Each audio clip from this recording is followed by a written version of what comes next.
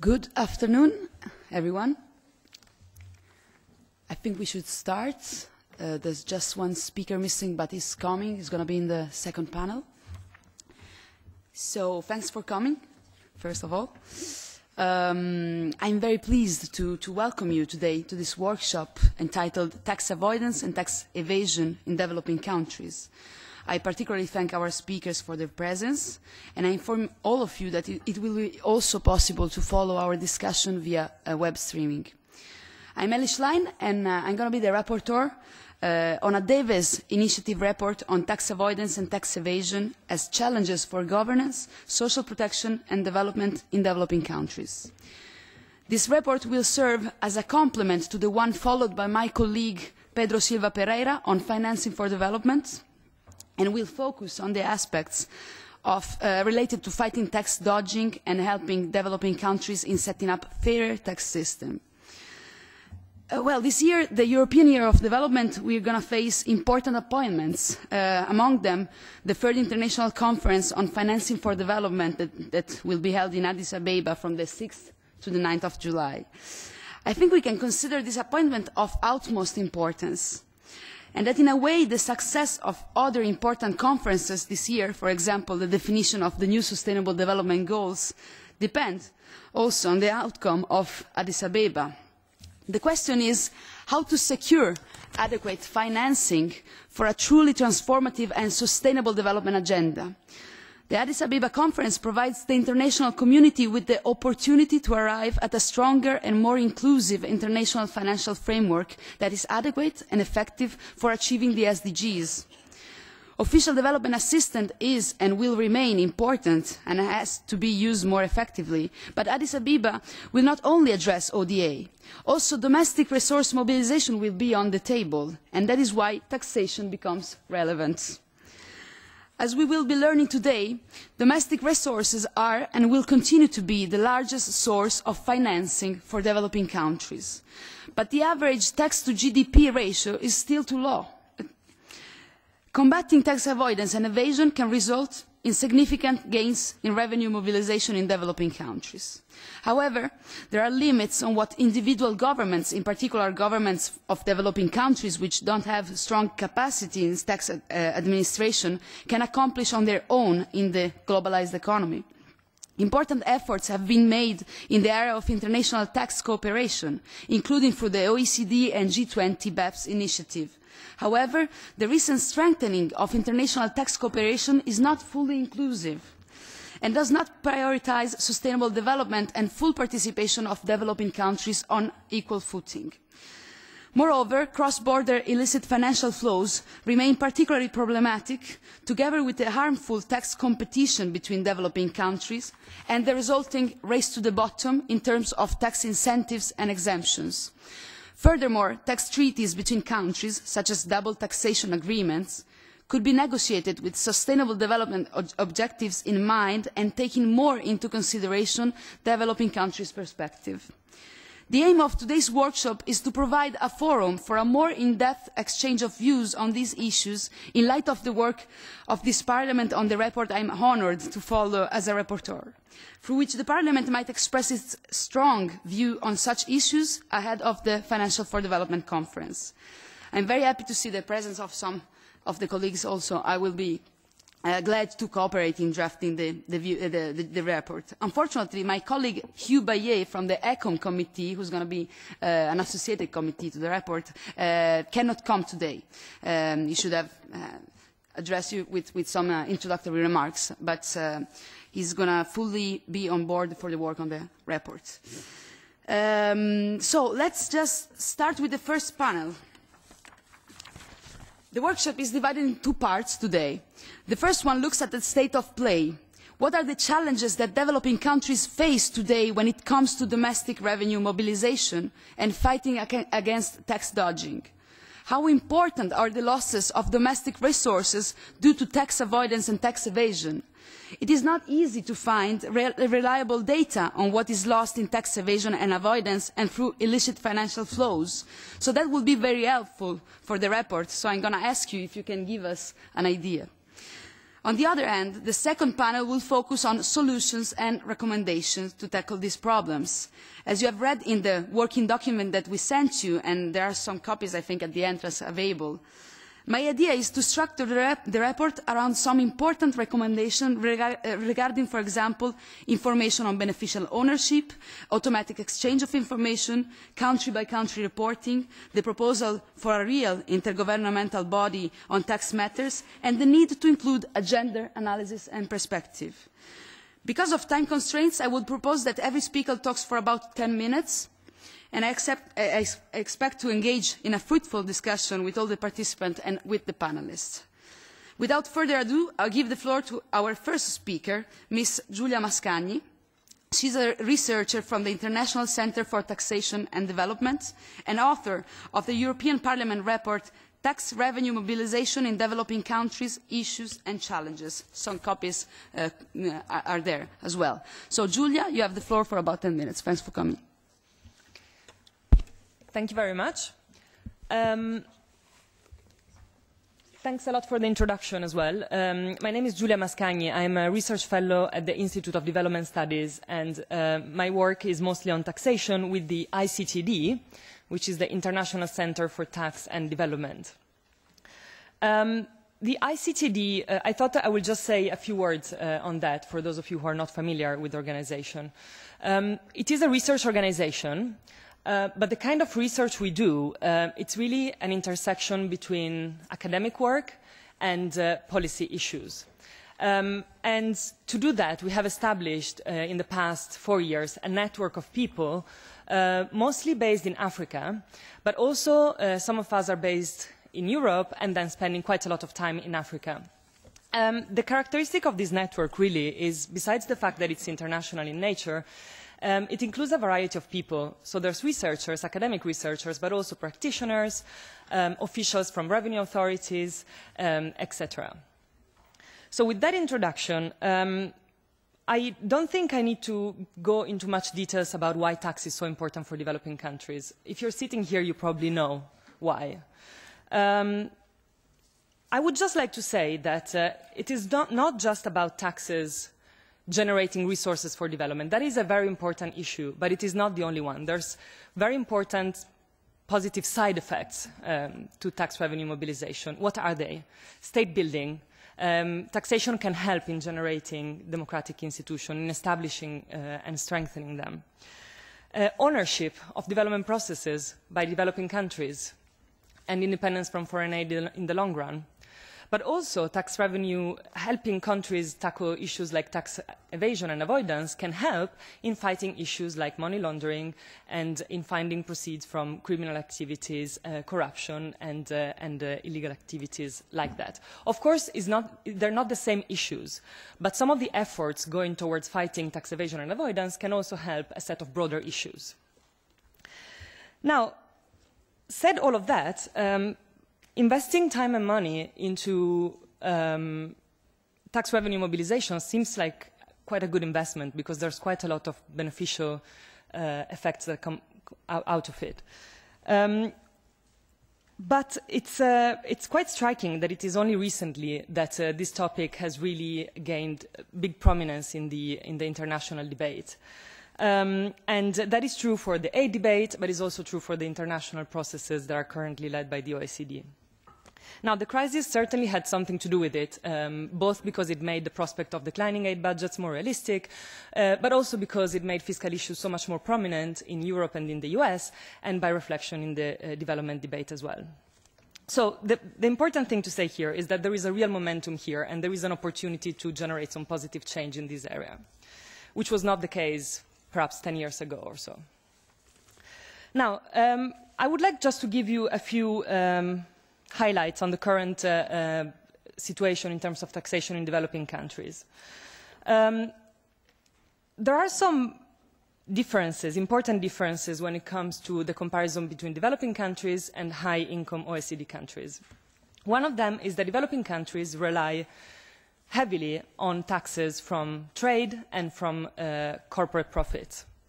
So, for example, if you take the corporate income tax, In high-income OECD countries, it contributes about 8–10% of total revenues, whereas in developing countries, it's almost twice as much, about 20%.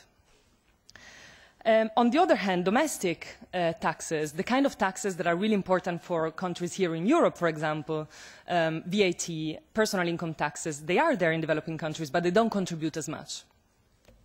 Why am I telling you this? Because this difference in the tax structure makes quite a big difference when it comes to tax evasion and avoidance, because these issues are much more important for developing countries, because they rely more on the sort of tax bases that are vulnerable to these issues. It is a bigger problem for them because they don't have that many alternatives in terms of tax bases, and they cannot afford to turn a blind eye on multinationals avoiding taxes. Now, when it comes to the aggregate tax rate, we normally use the tax to GDP ratio, which has problems, but it is also a measure that is the measure that is most often used. You see that in recent years, in developing countries, there's been an increase in the tax to GDP ratio, but it's been quite low. Now, that is a good and a bad thing.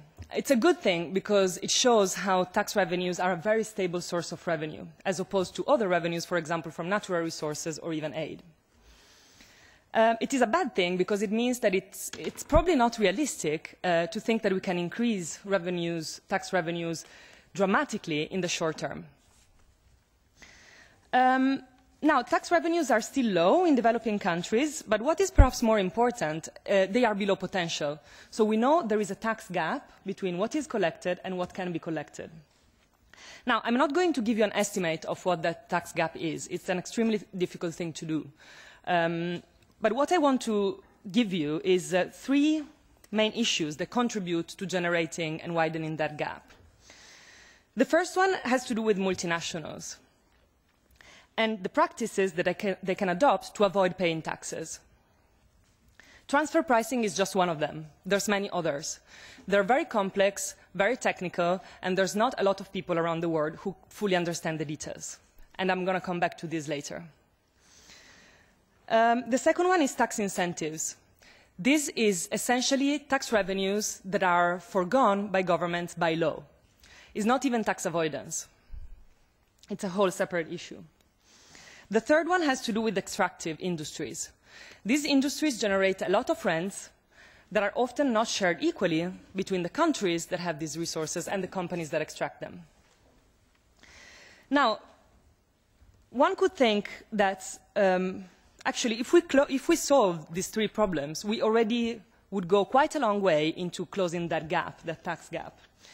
And European countries and OECD countries in general have tried some initiatives to actually close these gaps, and there are some solutions out there. So one can think, why can't we fix it for developing countries using the solutions that we have already tested in other contexts? And I think the reason is threefold, and these three different sets of constraints that are particularly acute in developing countries. The first set is administrative constraints, and it has to do with what the revenue administrations are able to do, what do they have the capacity to do. And I would say that this has more to do with the human resources and the skills of their staff rather than with the money. Of course, money would help them, but perhaps that's not the bigger constraint. The constraint is having people who fully understand the technicalities when it comes to taxing multinationals, and people who will want to stay in revenue administrations and not leave to go and work for one of the big accounting firms, which is what happens a lot of the times. The second set of constraints is economic, and it has a lot to do with the limited resources available from domestic sources. And these constraints, this set of constraints is related to poverty, agriculture, particularly subsistence agriculture, and informality. In countries where these elements are widespread, there is essentially a very big chunk of the economy that is not taxable, or is very difficult to tax. Now, even if you were to fully solve the administrative and economic constraints, you would still have a third set of constraints that is political. And this has to do with government officials, sometimes using tax as a tool for exercising power. You can have ad hoc deals with particular industries in particular sectors. You can have punitive tax audits. It has to do with tax administrators. Even when the policy is right, they can block or resist reform at the administration end. It has to do with interest groups. And of course, cross-country, it has to do with international tax competition. Now, I don't mean to be pessimistic here, and all of these constraints certainly are not an excuse for not acting on this problem.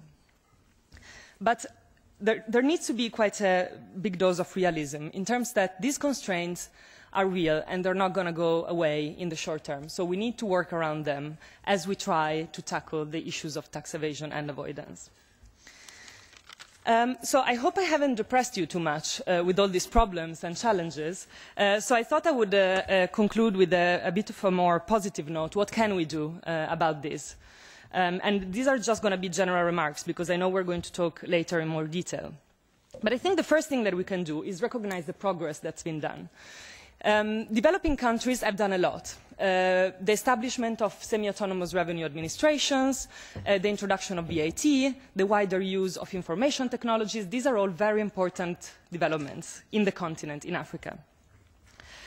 A lot of this progress has been done with the help of donors. I think in the EU there are some good examples of bilateral relations and bilateral support where this cooperation was particularly successful. And then, of course, the fact that now we're talking about it and there's so much attention to this is also a very positive development. Now, when it comes to aid, I think there is really a lot that can be done through aid, but still the amount of aid that goes through to supporting domestic resource mobilization is quite small. I only have a figure from 2007, which is 0.16% of ODA. I'm sure today is larger, but it's probably not more than 1%. There's a lot more than can be done. There were a lot of positive changes supported by aid, and a lot more can be done. Of course, that poses some problems in terms of harmonization, and all the aid needs to be sort of driven by demand from developing countries. But there are some positive potential there. A lot of this work is likely to be quite basic, quite low profile, on the ground, and if you want, not very sophisticated, or if you allow, not very sexy in terms of the kind of things that are done. It's basic stuff, it's basic capacity building, stuff that is useful for fighting tax evasion at the international level, but also to improve taxation at the domestic level.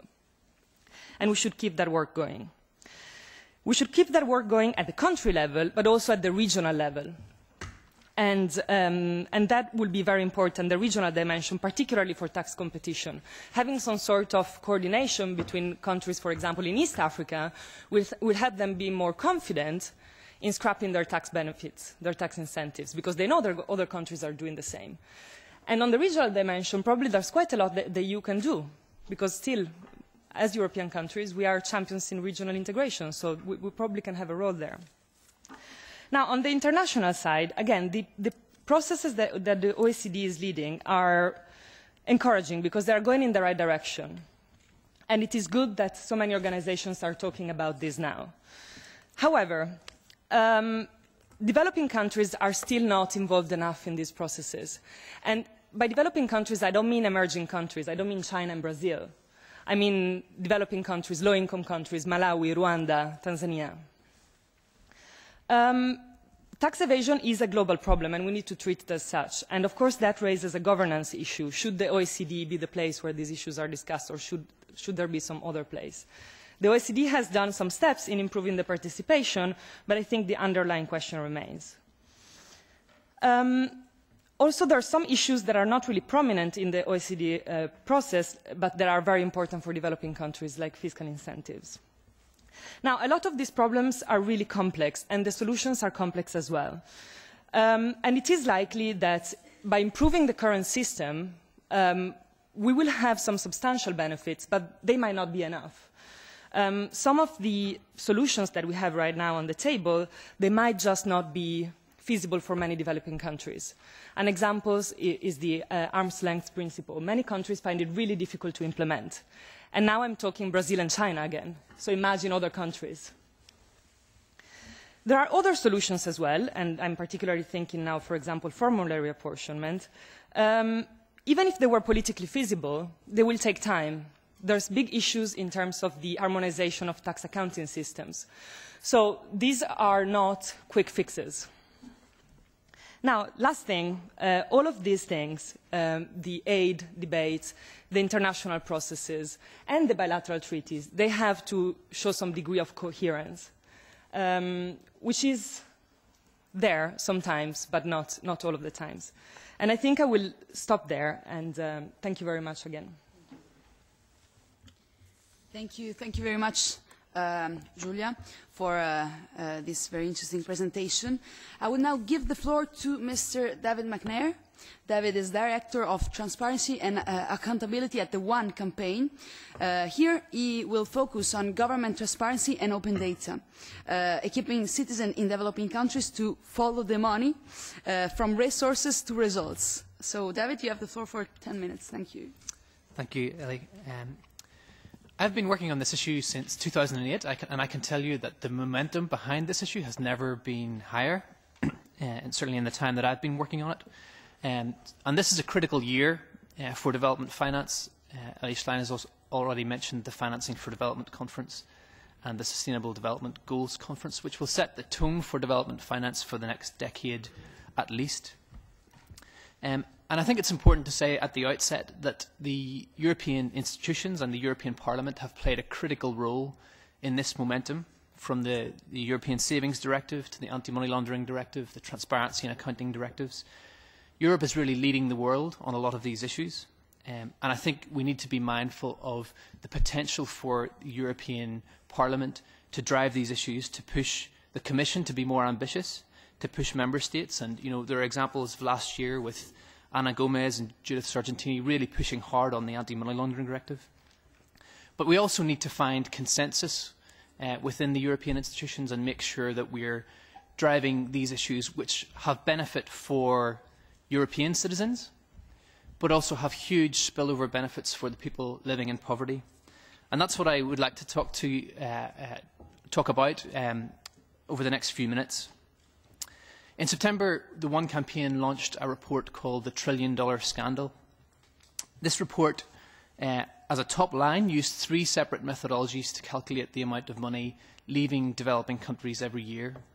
And we found that at least $1 trillion is leaving those countries as a result of money laundering, bribery, tax evasion and other forms of corruption.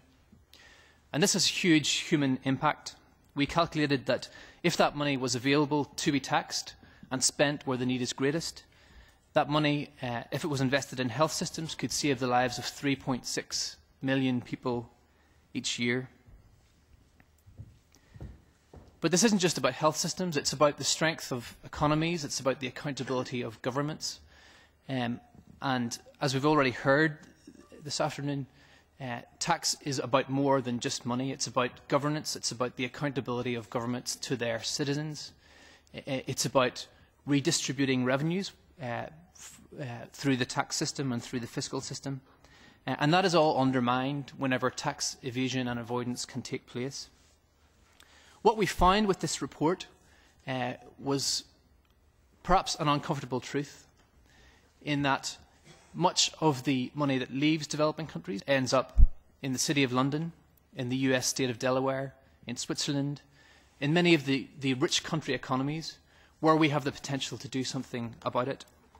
And that's what I think we have the potential to do in Europe. Just to look at the importance of these issues in the context of the Financing for Development Conference, the slide here just looks at the scale of government revenues, so-called domestic resource mobilisation, and the importance of that for development. And you can see it over the past decade increasing dramatically. So the amount of money that developing countries are collecting themselves and spending themselves on development priorities is increasing. And therefore, if we can plug the loopholes and make sure that those outflows aren't taking place, there will be more money available for development. But it also has implications for the ability of those countries to collect revenues. Whenever you see large companies or politically exposed persons or wealthy individuals evading tax or avoiding tax, it makes it harder to tax the everyday citizen. So-called tax morale decreases. So you need to create incentives for citizens to pay tax as well as enforce the tax code. This slide has a lot of numbers, but you'll see the colour orange is quite present, and the countries with an orange code are basically those where the tax share is less than 17%. And as Julia has already mentioned, the potential for increasing tax revenues in a lot of those countries is significant if we are to build the capacity and if we are to plug those loopholes. African governments in particular are taking a leadership role in this issue. Just last month, the African Union endorsed a report published by a high-level panel, which was chaired by the former South African President Thabo Mbeki, which highlighted that African governments lose between $30 and $60 billion a year. And they highlighted that this issue isn't just about money. Illicit financial flows are a source and enabler of corruption, bribery, money laundering, contributing to political discontent, loss of resources, but also this issue of fairness and the potential for free riding. And again, looking at the impact on development, that report highlights an academic report by an academic called O'Hare, who talks about the potential for achieving MDG 4 and the extent to which that could be achieved much quicker if illicit financial flows were curtailed. The top line finding being that if illicit financial flows had been arrested by the turn of the century, Africa would reach MDG 4 by 2016. So there are significant development impacts. And the Once campaign's perspective on this is that we need transparency. Whenever we don't disclose where fiscal resources are going, it leads to weaker and more corrupt governments. It leads to situations where services and results are diminished, where budget allocations are untransparent and where citizens can't see where the money is going. Where we have information, there's potential for citizen participation in the budget process, citizen feedback and accountability on services and results, and stronger and accountable governance. So we put together a 4-point action plan on how to achieve this. The first point being shining a light on anonymous companies. One striking example of the role of anonymous companies in facilitating corruption is that the World Bank did an analysis of the top corruption scandals over the past 2 decades, and 70% of those involved anonymous shell companies. We've made progress with the review of the Anti-Money Laundering Directive, which now requires EU governments to implement a register of beneficial ownership, and we hope that as many EU governments as possible will ensure that that information is available to the public, so that citizens and journalists and others can track where the money is going and connect that with other data sets. So we need that directive to be implemented in the strongest possible way. The second issue is around natural resources, publishing what you pay. We already have a directive in Europe on accounting and on transparency, which is being transposed into national laws. 1/3 of the world's poorest 1 billion people live in resource-rich countries, and those natural resources do have the potential, if managed effectively and responsibly, to transform the lives of millions of people.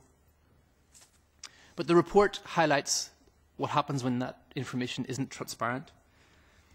In Nigeria, the money stolen from oil and gas revenues since the country gained independence could have had dramatic impacts. It could have vaccinated all of Nigeria's 29.7 million children under the age of 5.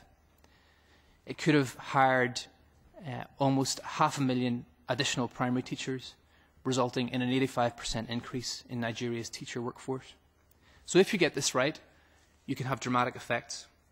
With public information available, journalists can track corruption, and the incentives for those who might want to be untransparent or corrupt decrease because they're more likely to be caught.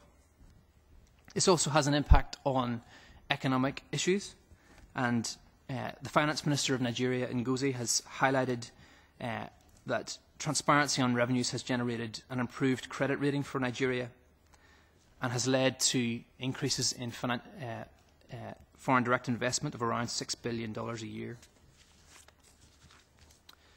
The third issue is around cracking down on tax evasion, and there are two policy proposals here that are critical. The first is automatic exchange of information. We've seen significant progress at the G20, with over 50 countries adopting the common reporting standard. But what we haven't seen is a principle of developing countries being able to access that information, even if they don't have the capacity to reciprocate. And that's a critical point, because you might have a situation where Kenya, for example, wants to join this standard, but in order to do so, they will have to respond to all of the requests that the US might place on Kenya. And that's clearly not a fair situation. If they were able to access that information and had the support with capacity to use it, they could track down on tax evaders. Secondly, country-by-country reporting. We have made progress in that we have now got G20 endorsement of a country-by-country reporting template produced by the OECD. But that template will not be open and available to citizens. And if we want to hold companies to account for where they're apportioning profit and where they're paying tax, that information needs to be available to journalists, to civil society, and the kinds of people who can track those resources from where tax is being paid right through to the results that are happening on the ground. And then the final piece is around opening up government data, support for opening up budgets. The evidence suggests that in developing countries, the information available on budgeting is fairly weak. And with the opening up of those budgets and the participation of citizens in that process, it can be an incredibly powerful tool in engaging citizens in improving both the allocation of that money, but also tracking where it goes in the end. These four actions add up to a powerful story of accountability, of increased revenues, of improved governance. But there's a lot to do. And I'll just kind of go back to where I started. There has never been higher momentum on these issues. The European institutions and the European Parliament have played a critical role in driving this forward. And in the next year, I think we need to see strong leadership. The European Parliament has the potential to push the Commission to be more ambitious, to push Member States, to really get its own house in order and address some of these issues which are the facilitators of these outflows. Doing so could have dramatic effects for some of the world's poorest people. Thank you. Thank you very much, David. It was very interesting. I remember reading the report, and when you try to build a picture of what it means, $1 trillion, the report says if you put the notes that form $1 trillion, one after the other, you can reach the moon and basically come back. So that is what we're talking about here. So next, I forgot to mention that we're talking about the important anti-money laundering directive, and I see my colleague here, Sargentini, who I welcome and who got the chance to work on that very important directive, and I can welcome also my colleague, Luque, they're going to be both shadow rapporteur for this report. So next, I give the floor to Ms. Catherine Ollier. Catherine is Policy Advisor on Taxation and Economic Inequality for the Oxfam International European Union Office. She co-coordinates Oxfam's global work on taxation and will explain us how the international framework on tax rules affects and puts obstacles to the mobilization of domestic resources. Catherine, the floor is yours. Thank you very much, Elly, and thank you very much for inviting Oxfam to speak at this workshop. So just for those who don't know Oxfam, a very quick introduction. We are an international organization working in more than 90 countries, and our primary mission is to work on issues related to poverty and inequality. I'm really pleased to be here today because the issue of tax evasion and tax avoidance is a hot issue in the European Union. We've all heard about this LuxLeaks scandal with companies, but also the SwissLeaks scandals with wealthy people dodging taxes. So it's kind of a hot issue in our continent, but it's also a very important issue for developing countries, as we already said. So one thing that I just wanted to mention very briefly in an introduction, because we already said it's a very important issue, it's also tax evasion, tax dodging is a huge obstacle to mobilizing domestic resources in countries. But it's also an issue of fairness. The point of mobilizing domestic resources is to do it in a progressive way. We have launched, as Oxfam, a campaign called Even It Up on economic inequality, showing that inequalities are growing in the world, but there are solutions to that. And tax system is a very important solution to fight this growing problem. And when people escape taxes, it's a huge issue of fairness and justice. We see that, you know, if people don't pay their fair share of taxes, this is also a big factor of increasing economic inequality. So for the presentation, I don't know. For this presentation, I'm going to focus specifically on the issues around corporate tax dodging for several reasons. One is also because it's a big issue in the European Union agenda, because the European Commission is going to make a proposal this year on corporate tax rules, because it's also an international agenda, and also because, as part of Oxfam, this is a primary focus for our inequality campaign. Thanks very much. Great. Thanks very much. So maybe just this first slide is a bit of a visual slide for what Julia already said about obstacles to domestic resource mobilization. Elly asked us to come up with numbers in this first panel. So when it comes to tax per GDP ratio, we already said that developing countries have a lower tax per GDP ratio. The numbers average between 15 and 20%, depending on the countries. For Europe, according to the latest Eurostat statistics, it's about 39%. So there's a huge difference between European countries and developing countries, which means developing countries are far away from their potential of raising taxes. And I'm going to give another trillion number, but we've worked with a researcher in Latin America, and he has estimated that if we were going to close this tax gap for developing countries, so that's all developing countries excluding China, we could raise $1 trillion.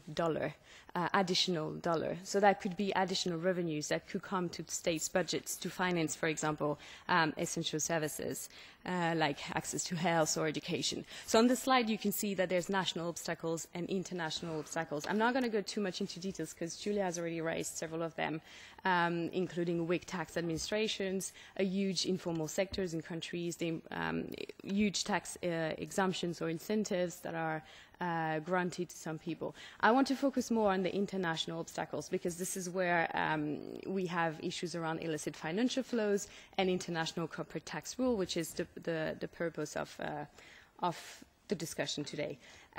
So I just wanted to add a slide on the issue of the scale of the problem. Here I've very nicely copied numbers from other colleagues. We work very closely with other NGOs on that. So the graph is from Eurodad, who's going to be in the second panel, which I think is a very powerful number that says that for every dollar that developing countries gain, they lose more than $2. And as part of the $2 they lose, illicit financial flows is 33 cents of those $2. So the problem of illicit financial flows, it's a massive problem. Global Financial Integrity also published a report in December 2014 saying that we have around 991.2 billion illicit financial flows going out of developing and emerging economies in 2012. And most of those illicit financial flows come from tax evasion, tax avoidance, and also money laundering issues. So I was just wondering, you know, if you look at corporate tax rate, for example, in some European countries, which could be around 30%, if you were going to tax those billions at 30%, you could raise an extra 297 billion. So again, we're talking about a lot of money here. So focusing on corporate tax dodging, the problem is that why can company afford and large company afford, you know, not to pay taxes is because the rules are inadequate. I just wanted to put back that slide. It's interesting when Julia said, you know, the economic crisis has helped put the issue of tax evasion on the agenda. this slide, this story is what we call the banana case. It's actually from 2007. So it's something that we have raised for a long time already. And it's quite interesting to see that actually it's a study about large multinationals in producing banana and selling bananas. And they have actually, those companies have managed to create elaborate structures so they can shift their profits to some of their subsidiaries offshore. So you could see, you know, that the companies are paying some distribution fees to a subsidiary in Bermuda for £1 of revenue, 17 pence go to a Bermuda subsidiary in Bermuda, 6 pence go to a subsidiary in Jersey for management fees. Then you pay, fees for the use of brands and the subsidiary in Ireland, etc., etc. So today, the rules, the global corporate tax rule, allow a company to shift their profits artificially, so that they disconnect where they have their real economic activities and where they pay their taxes. And of course, they manage to shift those profits in countries where they pay very little taxes. I think in Jersey, the corporate tax rate is 0%, if I'm correct. And so the effective tax rates of those companies were as low as 8%, where normally their headquarters and where the companies publish their accounts would be the US, and the corporate tax rate there is 35%. So it's a very effective way of not paying taxes. And so this has been the case for a very long time. So because international trade has changed a lot, the rules date from the 1920s. So there was a growing recognition that the rules were not inadequate. Were inadequate. Were not adequate anymore, which has led to a kind of political recognition that we need to change the system. This is the base erosion and profit shifting reform, BEPS, for those who work a lot on the OECD and G20 issues. As NGOs, I think we have been very, very enthusiastic when the OECD came up with their first report early 2013. That was kind of a diagnosis of the problem. And they kind of concluded that the international tax system was broken. So we are very pleased to support the OECD in this. And they also recognize that big companies can pay as low as 5%, where small and medium companies usually pay a tax rate of 30%. But the problem is this reform on base erosion and profit shifting is actually led by the richest country in the world. So you can see on the slide, the countries in green are the countries that are part of the OECD, and the BEPS reform has always been a reform discussed in 2014 by 44 countries. So the 34 countries from the OECD, plus the 10 countries from the G20, so including countries like Brazil, China, India, etc.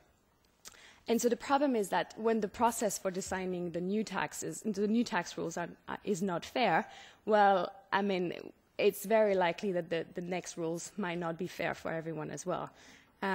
Developing countries are really out of this negotiation process, as you can see.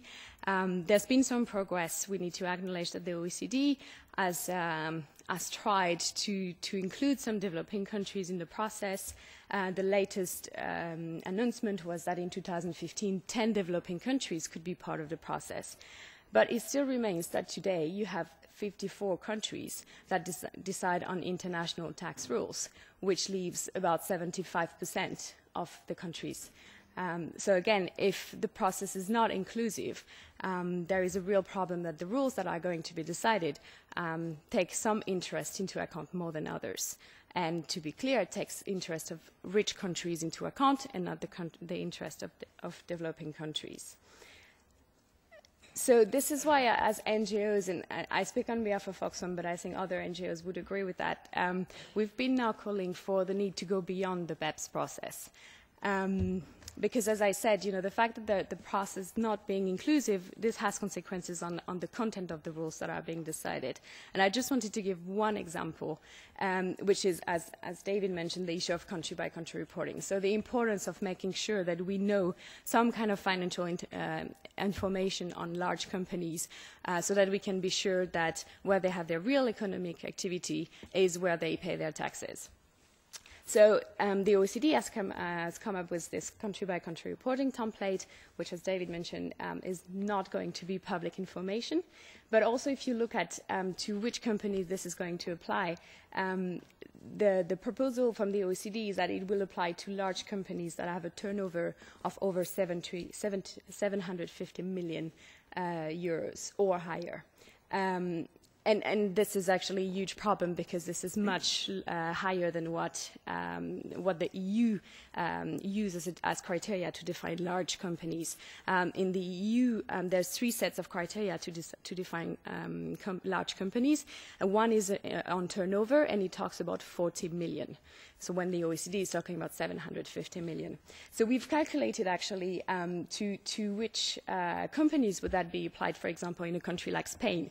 It means that only 183 companies in Spain would have to report according to the OECD template, which is actually only 0.76% of all large Spanish companies. So there's a huge problem that not a lot of companies would not be covered by this. So to which extent the BEPS rules are going to benefit developing countries remains a question mark.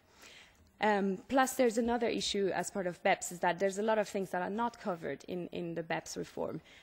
We've mentioned a few already, but taxation of the extractive sector being one, taxation rights, so really making sure that profits are paid in the source country, so where the economic activity is generated rather than where the company is at its headquarters, because it's very easy for a company to set up a headquarters in a tax haven.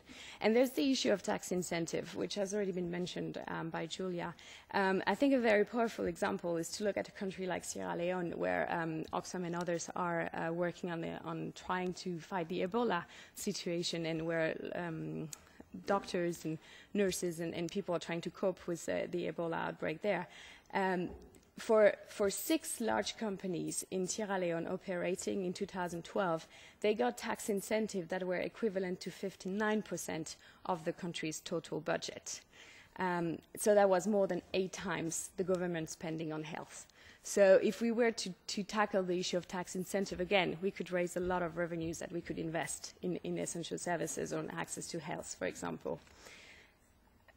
So that leads me to my last slide, and I don't want to go too much into solutions because that's the discussion for the second panel. But I think there's a lot the European Union can do. At the European level, to start with, there's a lot of things. You know, fighting tax evasion, tax dodging is not just about the money. So it's aid to developing countries to build capacity is important. But what is even more important is to make sure that we have the right policy framework in the European Union. By not having the right transparency framework, by letting companies being able to use the loopholes, we're shooting ourselves in the foot, but we're also not helping developing countries as well. So there's a lot of legislation that we can push, and that some have been mentioned already, that are quite important. And then policy coherence for development is also very important. I was in Senegal last week, and I was really struck by colleagues telling me that the economic partnership agreements, for example, from the European Union, are actually an obstacle also for developing countries mobilizing their resources. So the trade policy of the EU is something that could also impede developing countries to mobilize revenues. And at the global level, there's really 2 things building on what I've just mentioned. I think it's very important to acknowledge that BEPS is just the first step. And it does not allow developing countries to have an equal say in the negotiations. So if we're negotiating international tax rules, we need to make sure that it's a real international inclusive process. And that BEPS is not addressing all the issues that are really critical to solve the problem. So one thing that could be a way to change things is actually for the European Union to support this international governmental body on tax cooperation, which is a proposal that is right now being discussed in New York as part of the as part of the financing for development negotiations. And for example, this tax is a crucial issue, so it would be very important that in Addis there is a ministerial roundtable on international taxation where all countries could participate and could debate the creation of this international governmental body. And so far, the European Union has not been very supportive of the process, so there's a lot of scope here to make sure the European Union helps developing countries at the international level. I'll stop here. Thank you very much. Thank you very much, Catherine.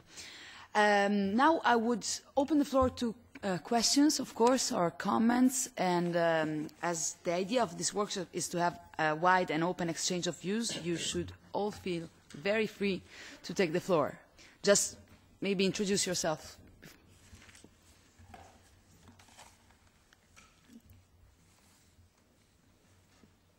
Okay, my colleague. My name is Bernd Lucke. I'm a substitute member, but the shadow on this report, as you just said. Thank you very much for those presentations, but what I miss is actually more concrete advice on what the EU can do. I mean, you started up with the last slide here, but saying that we should ensure the right legislative framework tells me nothing. That's an empty statement. So I would really like to know what can we do on a much more concrete basis. Where do you see deficiencies of current EU legislation? Why is it deficient? Why do you think that a proposal for doing it better actually will operate better? Thanks. Thank you. Is there any other question before giving the floor back to the speakers? Anything else? Well, we can start with this one. Do you want to start, David? Okay, you have the floor. Thank you. If there was one thing that the European institutions could do this year, I think it would be implementing country-by-country reporting for all sectors. We have that for the extractive sector, and the Capital Requirements Directive requires that for the financial sector. But Europe would really be leading the world on requiring companies listed in European stock exchanges to disclose key financial information, profits,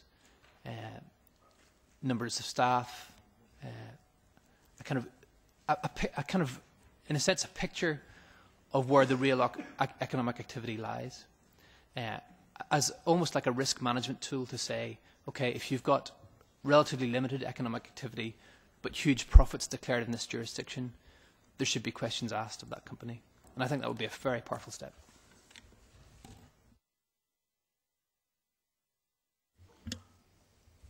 You want to, Catherine?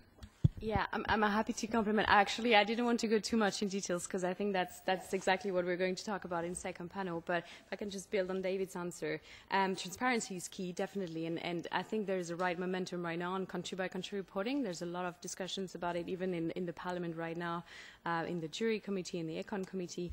But there's more than transparency. David has already mentioned the issue of developing countries not having access to tax information. So we're moving to automatic information of taxes between administrations. This is the new international standards. But developing countries most likely won't participate to the first stage of this exchange of information because it's reciprocal. So they won't have the capacity to send information, therefore they won't receive anything. So there's discussions as well as part of the European Commission's expert group on automatic information exchange on trying to make sure that there's pilot projects for developing countries to be part of the system without having to send information. Just maybe, just one thing that I wanted to mention that I haven't said, because we could talk about transparency of who owns companies, which is a very important issue to make sure tax dodgers or money launderers don't use shell companies to avoid taxes. The international governmental body, which I mentioned at the very end, is a concrete ask that I think we really need to push the European institutions to support, because it could make a huge difference at the international level. One thing that I haven't mentioned in the presentation is this issue of spillover analysis. The IMF has actually published a report last year looking at the impact of tax havens policies on other countries. So how much are developing countries negatively affected by tax havens, setting up secrecy jurisdictions or having very low corporate tax rates. And it has showed that this report shows that developing countries are particularly affected by tax havens policies, even more than rich countries.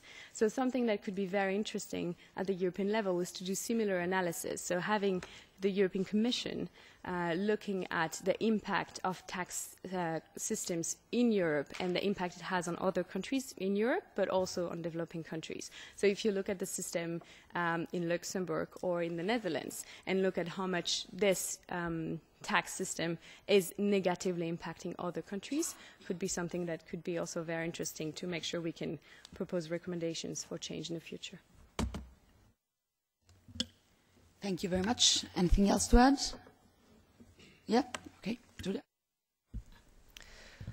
Just quickly, I agree on everything that's just been said, but in terms of the concrete measures, again, there's quite a lot that is already done by many countries in terms of supporting the capacity of developing countries to deal with this issue, and this is likely to have a very high impact. And these things are kind of ad hoc, country by country, and they are done often on demand. But just a couple of examples: some of the revenue authorities in Africa have been established with the help of donors, and there are successful stories there. So more of this can be done. Very often, it is with the help of donors that revenue authorities adopt the IT systems that allow them to use and perhaps to share in the future the information that is involved in this automatic exchange of information, but also that primarily is useful for them to increase compliance. So, I mean, there's a lot of small things that can be done in developing countries in addition to what can be done from here, which is also quite important. So that's all I wanted to add.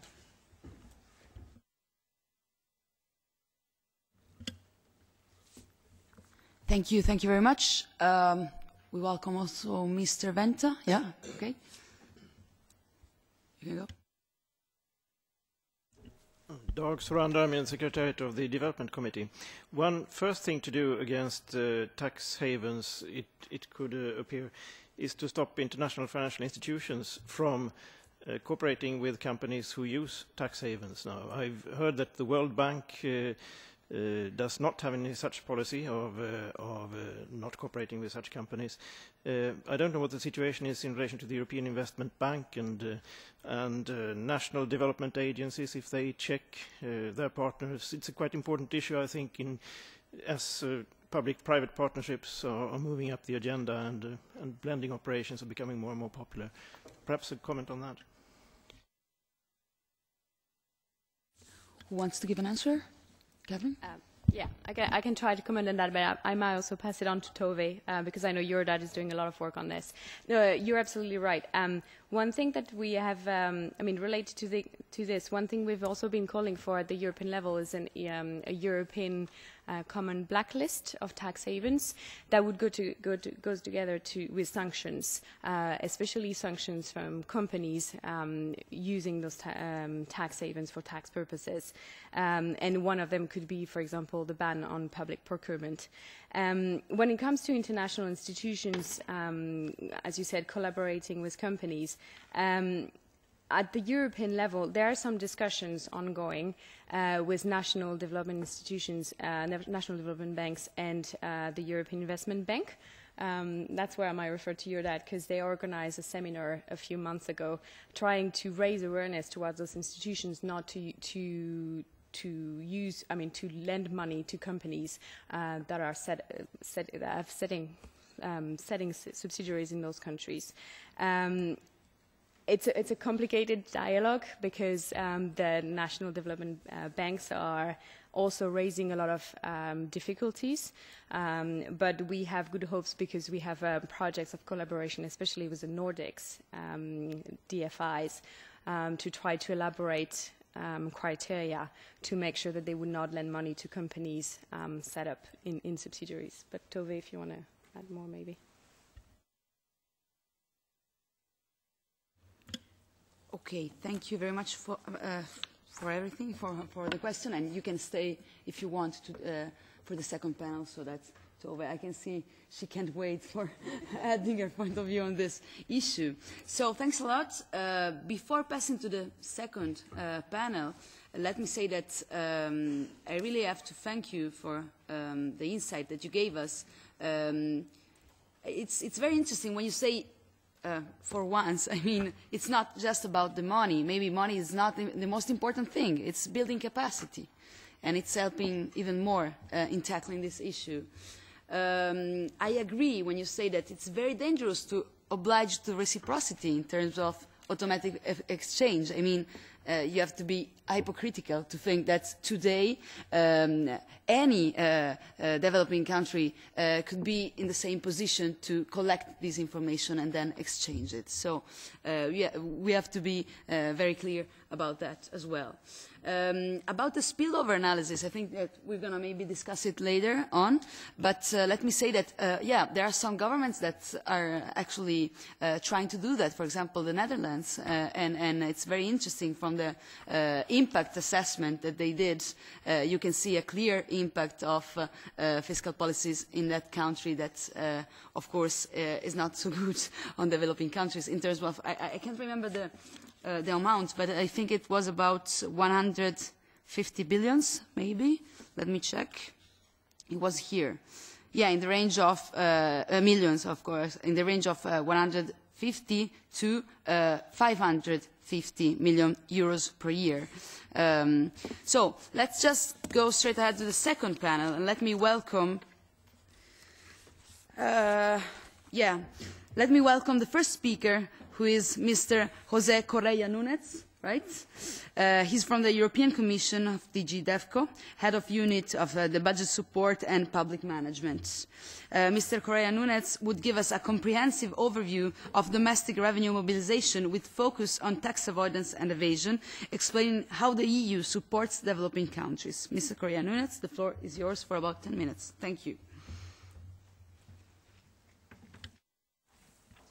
Good afternoon. Thank you for inviting the Commission to participate in this forum. Before I start to speak about tax evasion, I think I would like to raise two elements. The first is all the discussions around domestic revenue mobilization and the ODA. I think this is approaching, and there is a debate, I would say, tension between ODA, and we saw the charts where domestic revenue mobilization contribute more to the development efforts of a country. And from the Commission perspective, we are very happy to see this, because this should be the case. ODA should complement the resources that a country can mobilize itself. But of course, it's not only about the ODA that we can provide to complement, but also the efforts of the countries to mobilize themselves their own revenues. And taking this point as departure, of course, we cannot isolate the country from the rest of the world. So which means in our efforts to help developing countries, ODA is important, but also is very important to help developing countries to mobilize their own resources, knowing that they are not isolated for the rest of the economy. Globalization obliges that those issues should be tackled at different levels. And it's clear that the issue here is about, governance. It's about governance in three dimensions, and this is the way that the EU, the Commission, we approach the problem. The first dimension is the public one, the governments that implement their own policies. And this, we have to see the issue on the transparency in terms of mobilizing the resources, but also on the accountability, how those resources are using.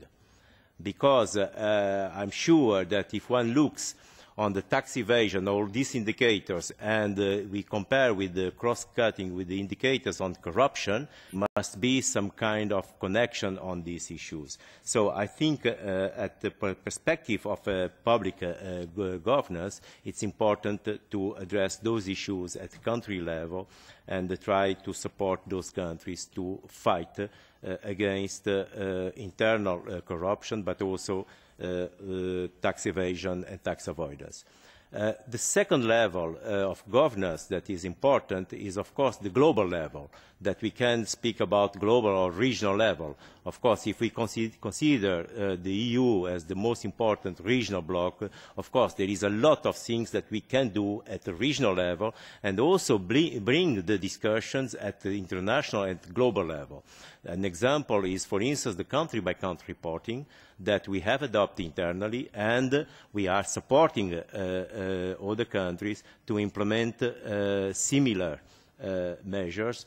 For instance, the EITI, the transparency initiative around the ITI, where the Commission is one of the main actors of this process, that is very much linked on the activities that we bring internally, like the country-by-country report, and of course there are consistencies between the two approaches.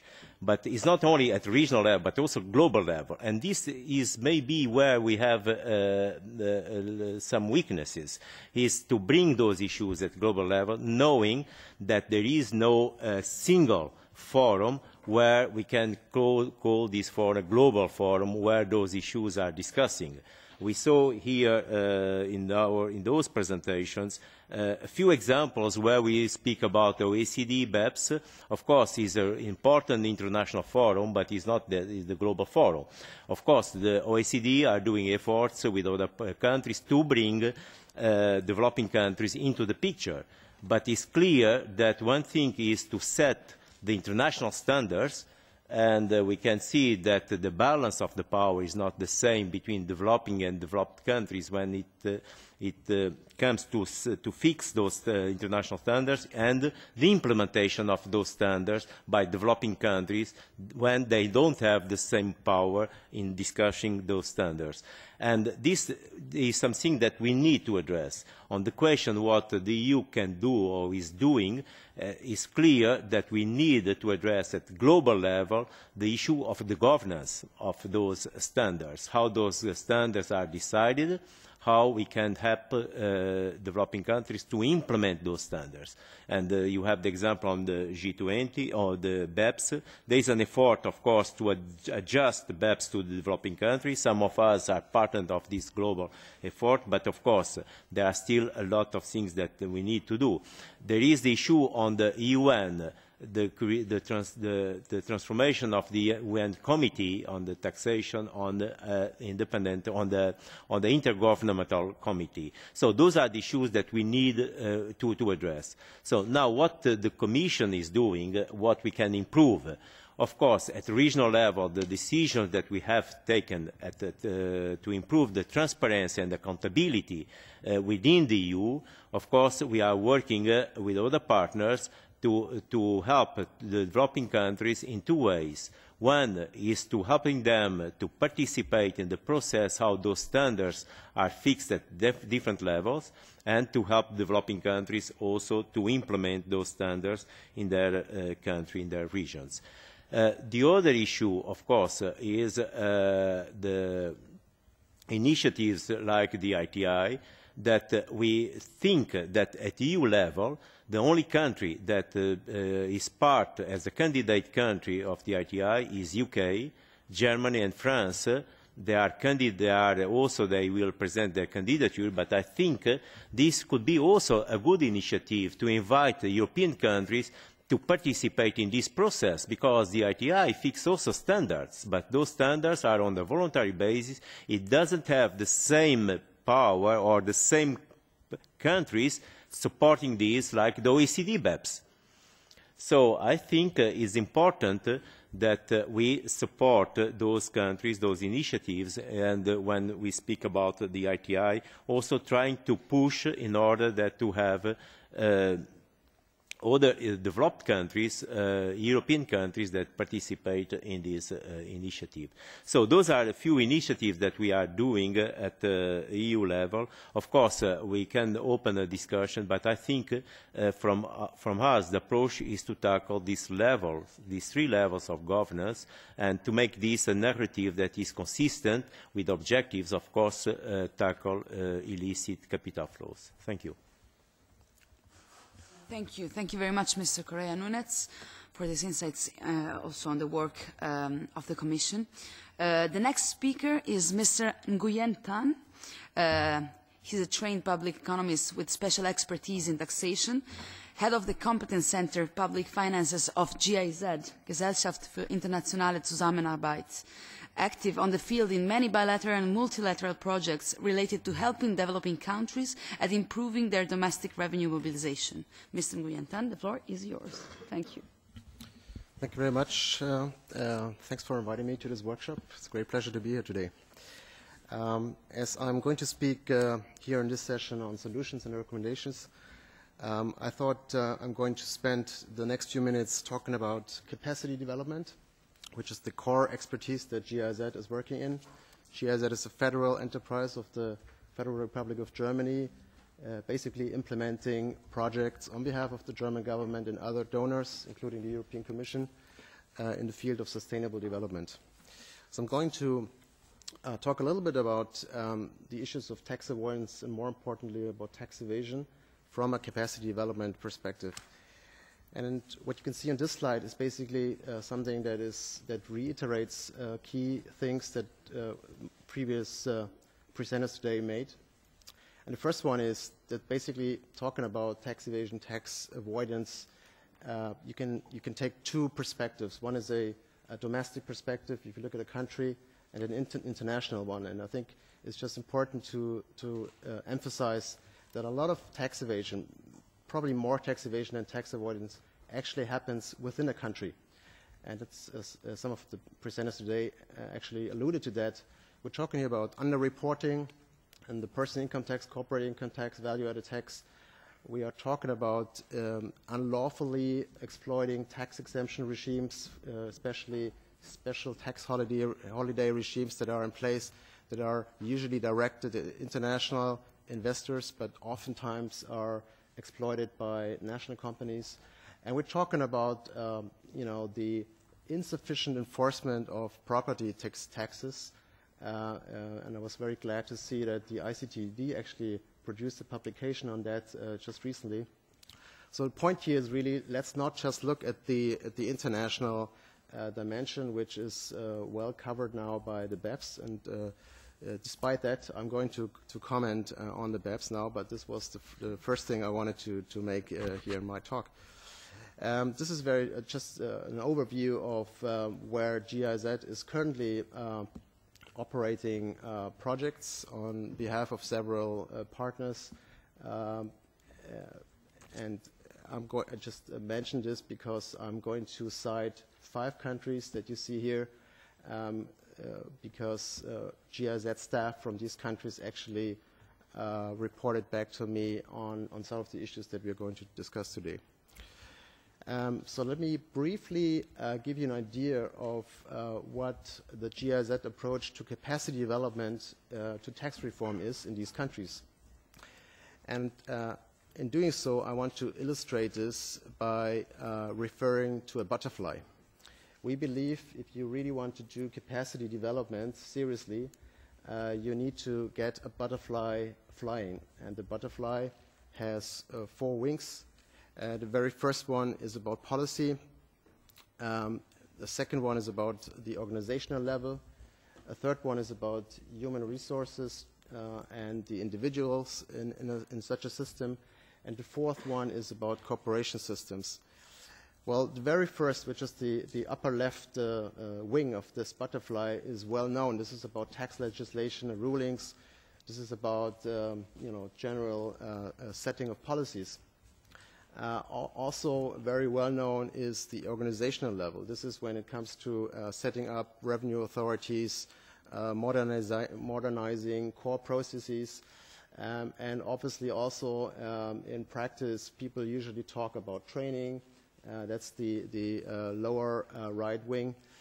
But oftentimes what we don't really keep in mind is that to make that butterfly actually sort of take off, let's also look at, for instance, coordination among government entities within a country. So let's not just look at one tax administration. It's really about linking that tax administration with the Bureau of Statistics, with the Ministry of Finance, etc. So in a nutshell, that's something that guides our work, and I will come back to that in commenting on the BEPS program. So this is just a very rough overview of what is probably well known to many of you. This is taken from the OECD BEPS report of July last year, summarized in Chapter 4, some 4 or 5 highlights. Why BEPS would be relevant to low-income countries. Obviously, the BEPS initiated from OECD, from an OECD country perspective, and I think the report did a very good job in highlighting, what would be the relevance for developing and low-income countries. These are just some of the issues that, for instance, the nature of cross-border tax planning may differ. Also that legislative measures needed to address BEPS, may not be there in developing countries. They highlight the relevance of information, etc. So I'm coming back to some of these in a minute. Now, as I just mentioned a minute ago, in preparation to this meeting, I actually went back to GIZ staff in the field in 5 countries. This is not an even-based representation, but it's an arbitrary sort of attempt to get some idea of what the situation is on the ground. And again, going back to the butterfly, on the policy and legal framework, that would be the first wing, my colleagues, on a very anecdotal evidence, basically confirmed, yes, there is a basic framework which is in place. It's by and large in line with international standards, but there is obviously a need for review and updates, updating when it comes to the automatic exchange of information. That's something that we hear from Ghana, from El Salvador, but also from Malawi. Colleagues said that something like joint audits has never taken place. Advanced pricing agreements is something that needs to be done.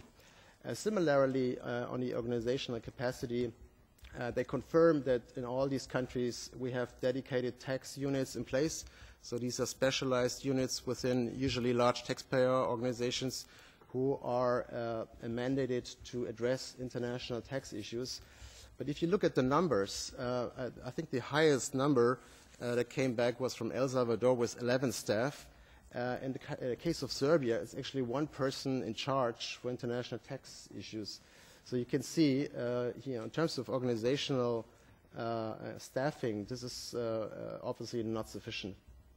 And then you can see on this slide, and I'm not going into details here, the need for improvement in a number of areas where things have not started yet or where things are just about to start. For instance, dispute resolution in Malawi, or the general need to deepen the role of these units. Just to finalize this would be the question of what does the actual practice look like. What we hear from my colleagues is that there's certainly a limited exposure to certain practices and approaches right now. For instance, there's no such thing as a joint audit among neighboring countries. There is limited coordination among government agencies right now within a country. They lack manuals, tools, there's not a lot of training.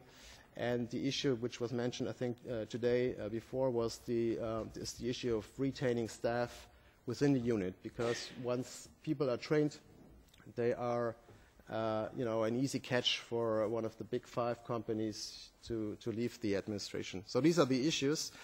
And I would now like to comment on the key issues that the OECD BEPS report last year in July highlighted, which would be relevant with high priority for developing countries. And I want to allocate these issues to the butterfly, as I just explained. So let me take the first one. And this one is about the effective and implementable rules, including transfer pricing, against base erosion through interest and debt, but also royalties, management fees, etc. The problem is well known, and this is obviously something that is in the field of policy and legislation.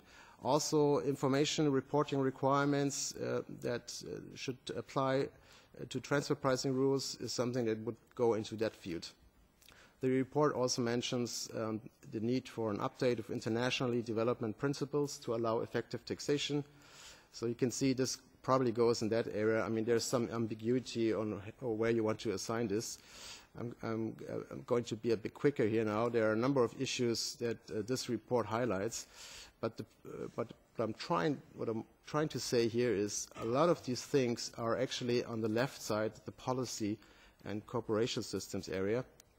maybe you could assign the issue of comparable data to organization. It's a matter of where you want to allocate this. And the development of effective rules, again, comes to policy. The issue of developing guidance on calculation, transparency, costs and benefits of tax incentives is an important issue, is probably something that has to do with organizational capacity. Okay, finally, the point what I'm trying to say here is the butterfly is really unbalanced. And we believe that the BEPS is a very good program. If you actually implement BEPS, you will go a long way. But in terms of capacity development, this may not be sufficient because you need to address these other areas that I mentioned. So let me be a bit more specific. I believe that the whole BEPS process is certainly a political game. In order to be effective, OECD countries will have to be ready to let tax bases reshift to low-income countries. Enacting only a fraction of BEPS measures will certainly require substantial political will in developing countries, and with the need to change more than legislation and tax capacity. I believe that in order to be successful, you need to strengthen oversight and accountability across government. So it's not sufficient to just look at tax administration because the issue is larger. You need to include Supreme Audit Institution oversight. If you don't do that, I think any capacity approach will ultimately fail. A number of measures have been suggested and the process is ongoing. And I'm going just to mention two or three. For instance, the increased or enhanced use of source taxes for certain payments. So a withholding tax on interest payments is something that is usually suggested. The increased use of advanced pricing agreements, a stronger reliance of profit split methods. As you may know, there is currently the commenting process within the OECD BEPS process for stakeholders to comment to what extent we could actually leave behind the arm's length principle for the benefit of using a more profit split method according to the global value chain. These are valuable things, but I believe that these measures will help in particular lower middle income countries and more advanced emerging countries, and they may possibly overburden the capacity of low-income countries or least developed countries. And here, this would be my point, careful cost-benefit analysis actually required in order to avoid that, you come with very high standards out of this BEPS process and, a country like the Central African Republic and others won't be able to implement. There's no way they can actually implement this. Okay, and as I said, a lot of ground can be made instead by, going beyond BEPS and, looking at things like addressing tax incentives. You can actually gain a lot of revenues by closing tax incentives within countries. Addressing the issue of high net worth individuals, that's an issue in many of developing countries. But even I personally used to live for a number of years in Ghana, and I was amazed to see what rent prices were paid in the capital of Accra. It could be up to $5,000 per month. And I can assure you that 95% of this rental income goes untaxed.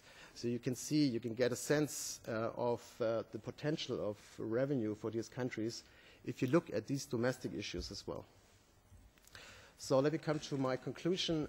I believe that the BEPS process is actually a very relevant process. It's appropriate, but it should not undermine efforts to strengthen general tax administration capacity, because, as I said, a lot of tax evasion actually happens within a country. The targeted intervention may help in the short run, but in the long run, it needs to be complemented by more comprehensive capacity development approaches, and that would include strengthening accountability and transparency across government. So I'm not in favor of just looking, at strengthening tax administration.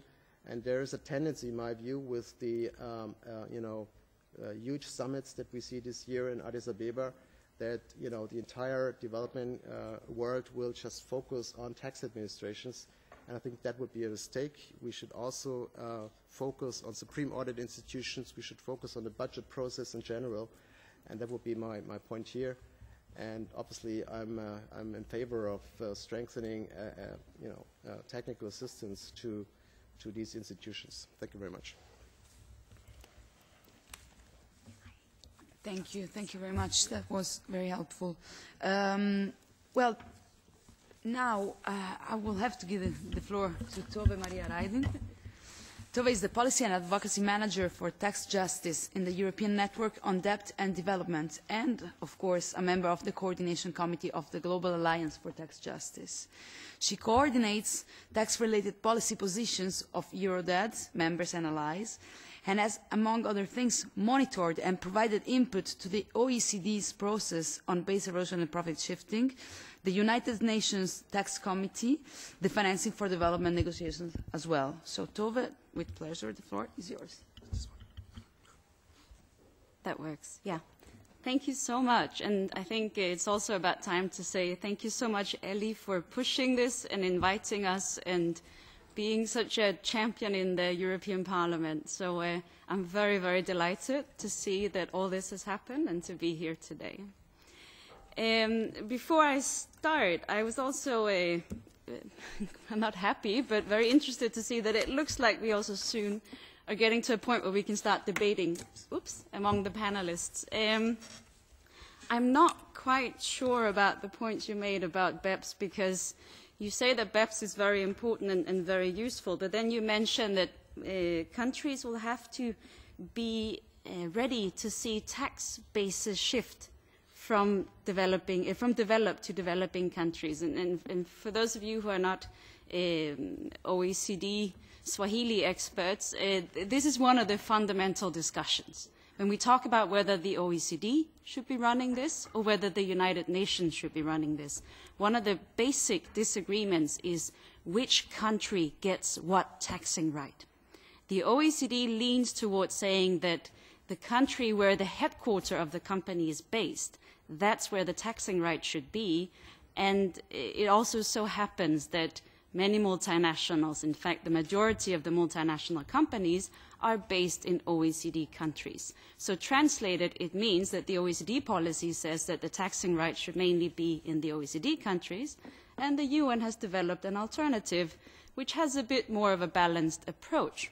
Now, when you say that the OECD countries should be ready to see tax bases shift, and also perhaps taxing rights, one important part was that we actually asked for a negotiation of this in the OECD process. And we got a blank no. This is not for discussion.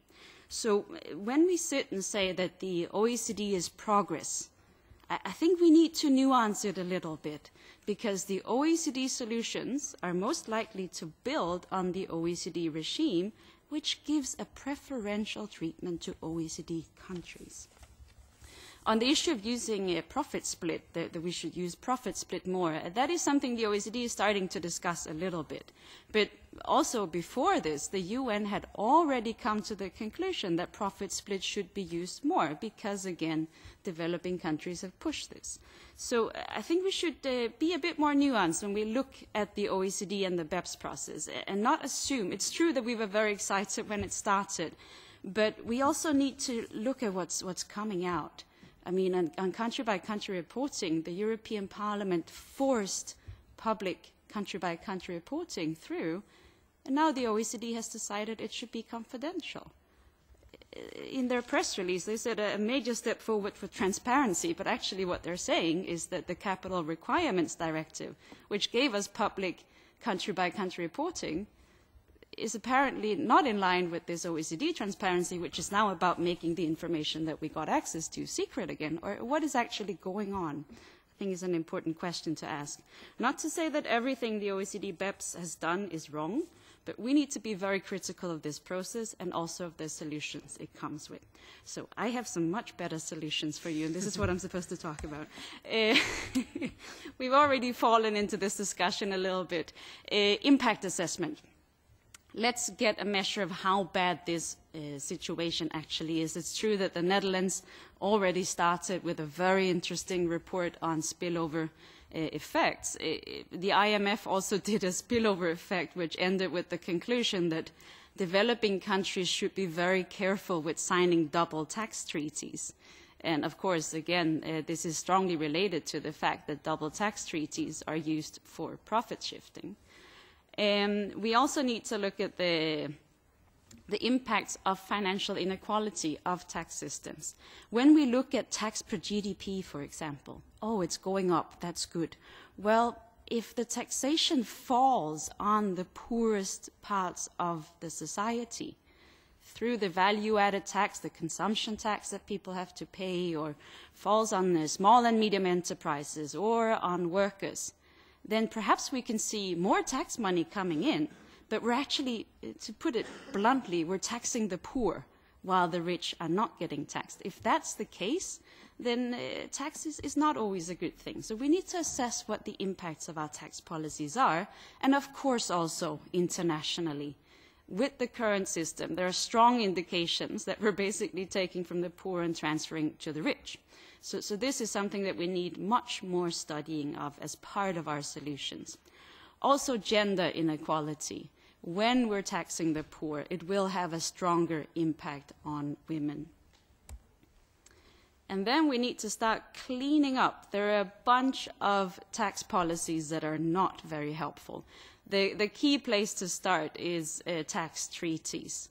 So we did a Eurodad study last year where we tried to look at the tax treaties that EU member states have with developing countries. And we looked at how much are the EU countries forcing down the tax rates of the developing countries. As you can see, the first one who needs to go home and do their homework is Spain. And after that, the UK should probably also look at their tax treaties, because they're basically forcing down the withholding taxes of developing countries. What it does is it creates holes in the tax system, because the withholding tax is something you take on money when it leaves the country. And when you then have a treaty saying that when this type of money goes from my country to that country, it should be taxed less or taxed or not at all taxed, you're creating holes in the system, and this has been abused for profit shifting. Harmful tax practices. This is a very interesting issue. When we talk about how great it is that the OECD is talking about the problem of the international tax system, let's keep in mind that this discussion about harmful tax practices started in the OECD in the 90s. They realized that this is a very serious issue to address. And then they discussed it, and they discussed it a bit more. And now with the OECD BEPS, they decided to start discussing it again. We're looking at this, trying to see what's coming out of it, because in the beginning there were some concerns raised about patent boxes. But now we see more and more announcement from OECD states that they actually want patent boxes as well, because apparently now they found good patent boxes. Of course, the tax rulings was a big issue with Luxembourg. So let's look at what's actually going on with these harmful tax practices. Are we getting more or less of these? And here in the EU level, we have the Code of Conduct Group for Business Taxation. This is an intergovernmental body between the EU member states. It's very difficult to find out what this group is actually doing.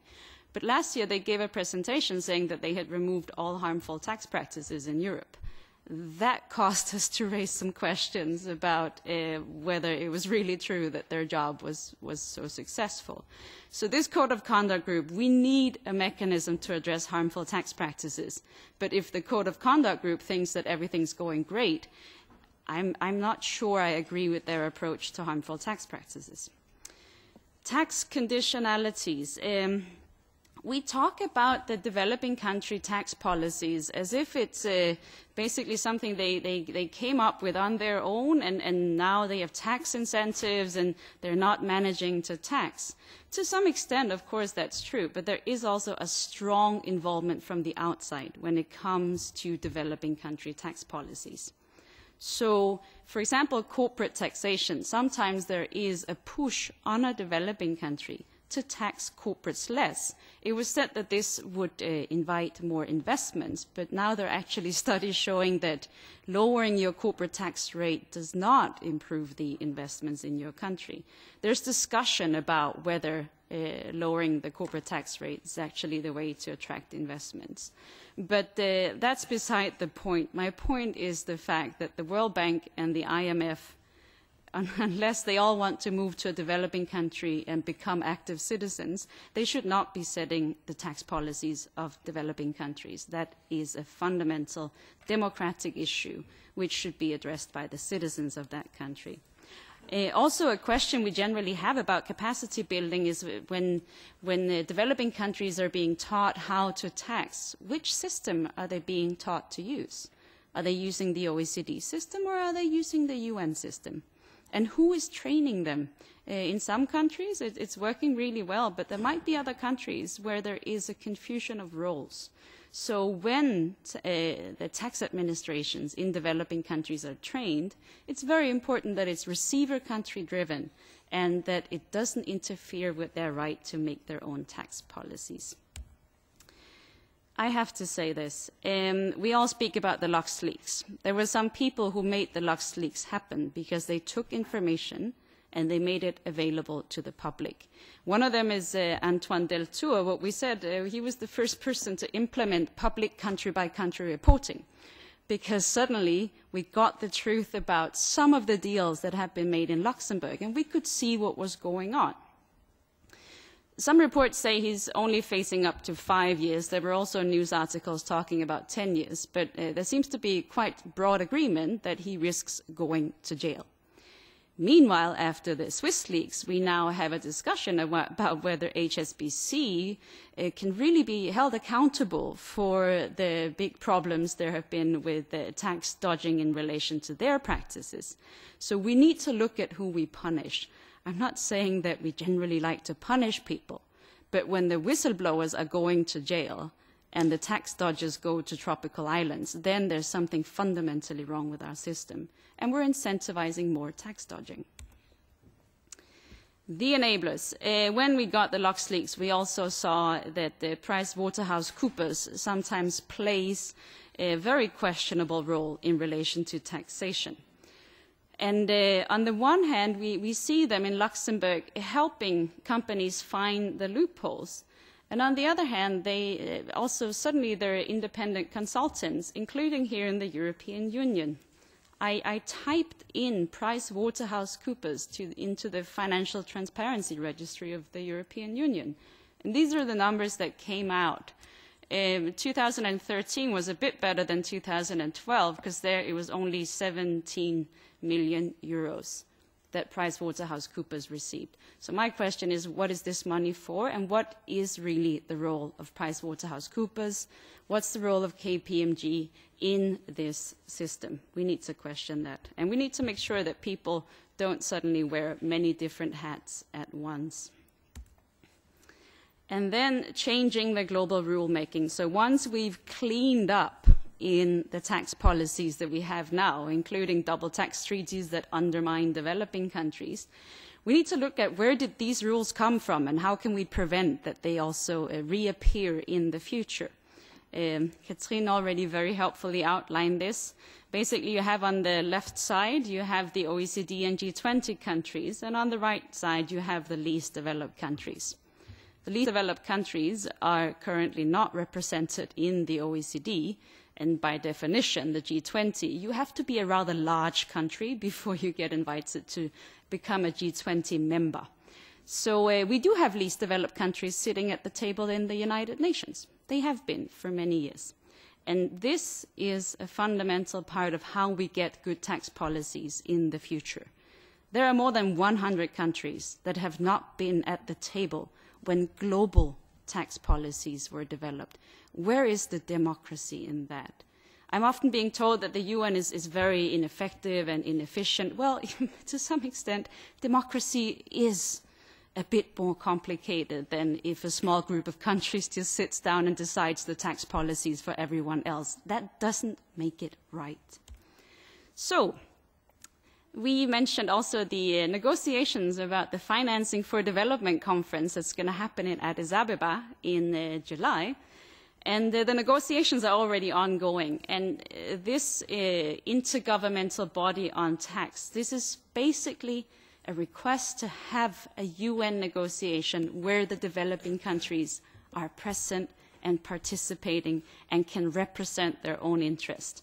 And we had a statement from more than 130 developing countries in January and also before then, saying that they want a global, inclusive and norm-setting body for international tax cooperation. They think there's not enough focus on the development dimension, and that this new body should be one of the key deliverables in Addis Ababa. Now, a key question that we ask at the moment is, what is the position of the European Union? The European Union has repeatedly rejected this demand from developing countries to get a seat at the table. But in January, there was an EU statement that was that puzzled us and made us very interested. So the EU said something along the lines of that a cost-benefit analysis should be performed on this proposal, and that the mandate should be clarified also before we get to Addis Ababa, and that there should be an analysis of how the institutions we already have can complement and what the gaps are, and that we should avoid wasteful duplication. So this is a more nuanced position than we have previously seen from the European Union. I have a specific question on what the position of Germany is, because Germany took the floor right after this and said something that sounded like we disagree with what the European Union just said, and how we need to keep the institutions we already have. So there seems to be a lively debate, and it's a bit unclear what the European Union is currently saying on this question. But we think it's a key part to avoiding that in the future we have more fair tax policies. Finally, just a comment on, there are a lot of people who say that to have a functioning tax system, we need things like a unitary taxation system, and we need to address incentives, and we need a lot of things. The reason why we focus on this body is because I don't want anyone negotiating a global tax system before we have somewhere where the developing countries, including the least developed countries, can come and sit down and represent their point of view. So first we need a mechanism to make sure that we can have negotiations, and then I'm very thrilled for developing countries and developed countries to negotiate some better rules. Last point on the European Investment Bank and how generally the IFIs should play a more proactive role in this. We, of course, fully agree with that. Just last week, we finally heard from Counterbalance that they got the report about the Glencore case. So the Glencore case is basically a discussion with the European Investment Bank about whether they can at least stop funding the projects that are part of profit shifting. And this has been a very long discussion, is what are you funding? What are you investing in? Are you investing directly in cases that lead to profit shifting? The Glencore Mopani case is a very, very ugly case from Zambia. And we've been wanting to have access to the report that the European Investment Bank did about this case, because they internally acknowledged that perhaps this wasn't their most their most fortunate investment. So first, we want transparency around what they're investing in to start with, to make sure they're not funding the problem. And the second question is your money going through tax havens? This is also a problem we have with development finance institutions. They tell us things about how, in order to have efficient investments, you need to run them through tax havens. We have a lot of questions about that. The first ask we have is transparency around what they're actually doing. We did have a meeting with them last November, and it was a very heated discussion. But we saw it as a good first step, that at least we had a whole day in the same room, and we did seem to come to some conclusions about how more transparency would be a good start. So careful baby steps forward, I would say. Thank you so much. Thank you very much, Tove. That was really straight to the point and direct, as you always are. So, last speaker for today's workshop is Joseph Stead. Joseph is Christian Aid's Senior Economic Justice Advisor, primarily focusing on the relationship between tax and development and the related EU and UK policies, and leads Christian Aid's policy on automatic information exchange of information, beneficial ownership, and country-by-country reporting. So, Joseph, thanks for coming, and the floor is yours. Great. Thanks very much, Elly, for hosting this and for setting up this report. I think it's a great time to happen. One of the benefits of coming last is most of the things I'm about to say have already been said, so I'll see what I can do to bring something new to this. I wanted to focus on kind of some of the aspects around transparency. It's something that's been mentioned a lot already, and I think there's some areas where there's some really good opportunities for the EU to take the lead on this. And I think the first thing we need to kind of focus on the fact is, the reason why we need transparency is there's so much we don't know. We've seen that disclosures and leaks have been driving the debate across the EU and across the world. We've seen the impact of the Luxembourg and Swiss leaks here in the EU. Tove just mentioned it, but the Glencore case in Zambia was a leak from the auditors who were looking into Glencore's activities in Zambia and identified potentially huge scale of tax avoidance. And certainly estimates from the Zambian government is that tax avoidance in the copper sector in Zambia as a whole could be costing up to $2 billion a year. But the fact is we just don't know, because we only get small nuggets of information from some of these leaks. And I don't think it's enough to have to rely on leaks. It's great that we do see whistleblowers that are willing to take that risk and put information out there, but it's not really what we should be relying on. And the thing is, this is only the tip of the iceberg. There's so much stuff that we just don't know. So if we look at on companies, we did some work in Christian Aid in our report, FTSE Secrecy, last year, looking at the FTSE 100 companies and trying to find out how much information can you actually get if you get access to supposedly the world's most comprehensive and informative database on company ownership, which usually costs in the order of six figures a year to access. They gave us a discount. Don't worry, we're not spending all our charitable money on that. But the information was startling. If you try and look at the subsidiaries of FTSE 100 companies, over 20% of those subsidiaries, you can find out no information whatsoever. It's impossible to know what these subsidiaries are up to. It's impossible to know what's going on. And I'm pretty sure if that's the state of play for the top 100 companies in the UK, then it's likely to be the same in many other countries around the world. In terms of the cash, where is the cash actually held? We have all kinds of estimates as to how much money is held offshore, but actually which cash from which country is held where we have very little about. Swiss leaks has helped us. We know how much from different countries is in HSB in Switzerland, or was. It's probably all moved a bit now. But we, in terms of actually where it all is, it's really difficult to know. There's estimates, and the estimates for developing countries are startling, whereas the world average estimate is about 6 to 8% of assets are held offshore. In Africa, they reckon it's between 30 and 33%. In Latin America, around 25%. This is a huge amount of the capital of these countries that is being held in other places. It's not being taxed. It's not available locally for domestic investment. This is a huge problem. But in terms of actually knowing where it is and being able to get those lines of accountability, and so that countries can actually ask of other jurisdictions what's going on, we just don't know this information.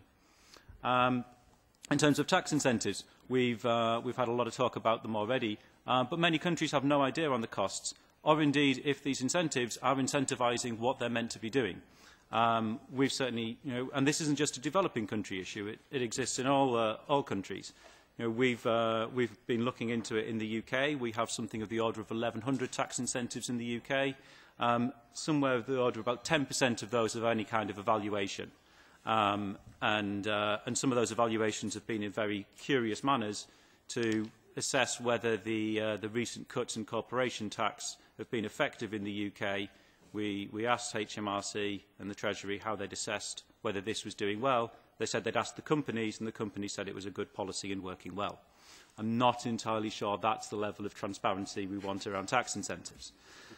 And gender. I mean, this is an area that we're starting to look at Christian Aid, and the gender impacts of tax systems are incredibly poorly understood. Just in terms of data, we often don't disaggregate data down in terms of which gender is paying the various taxes.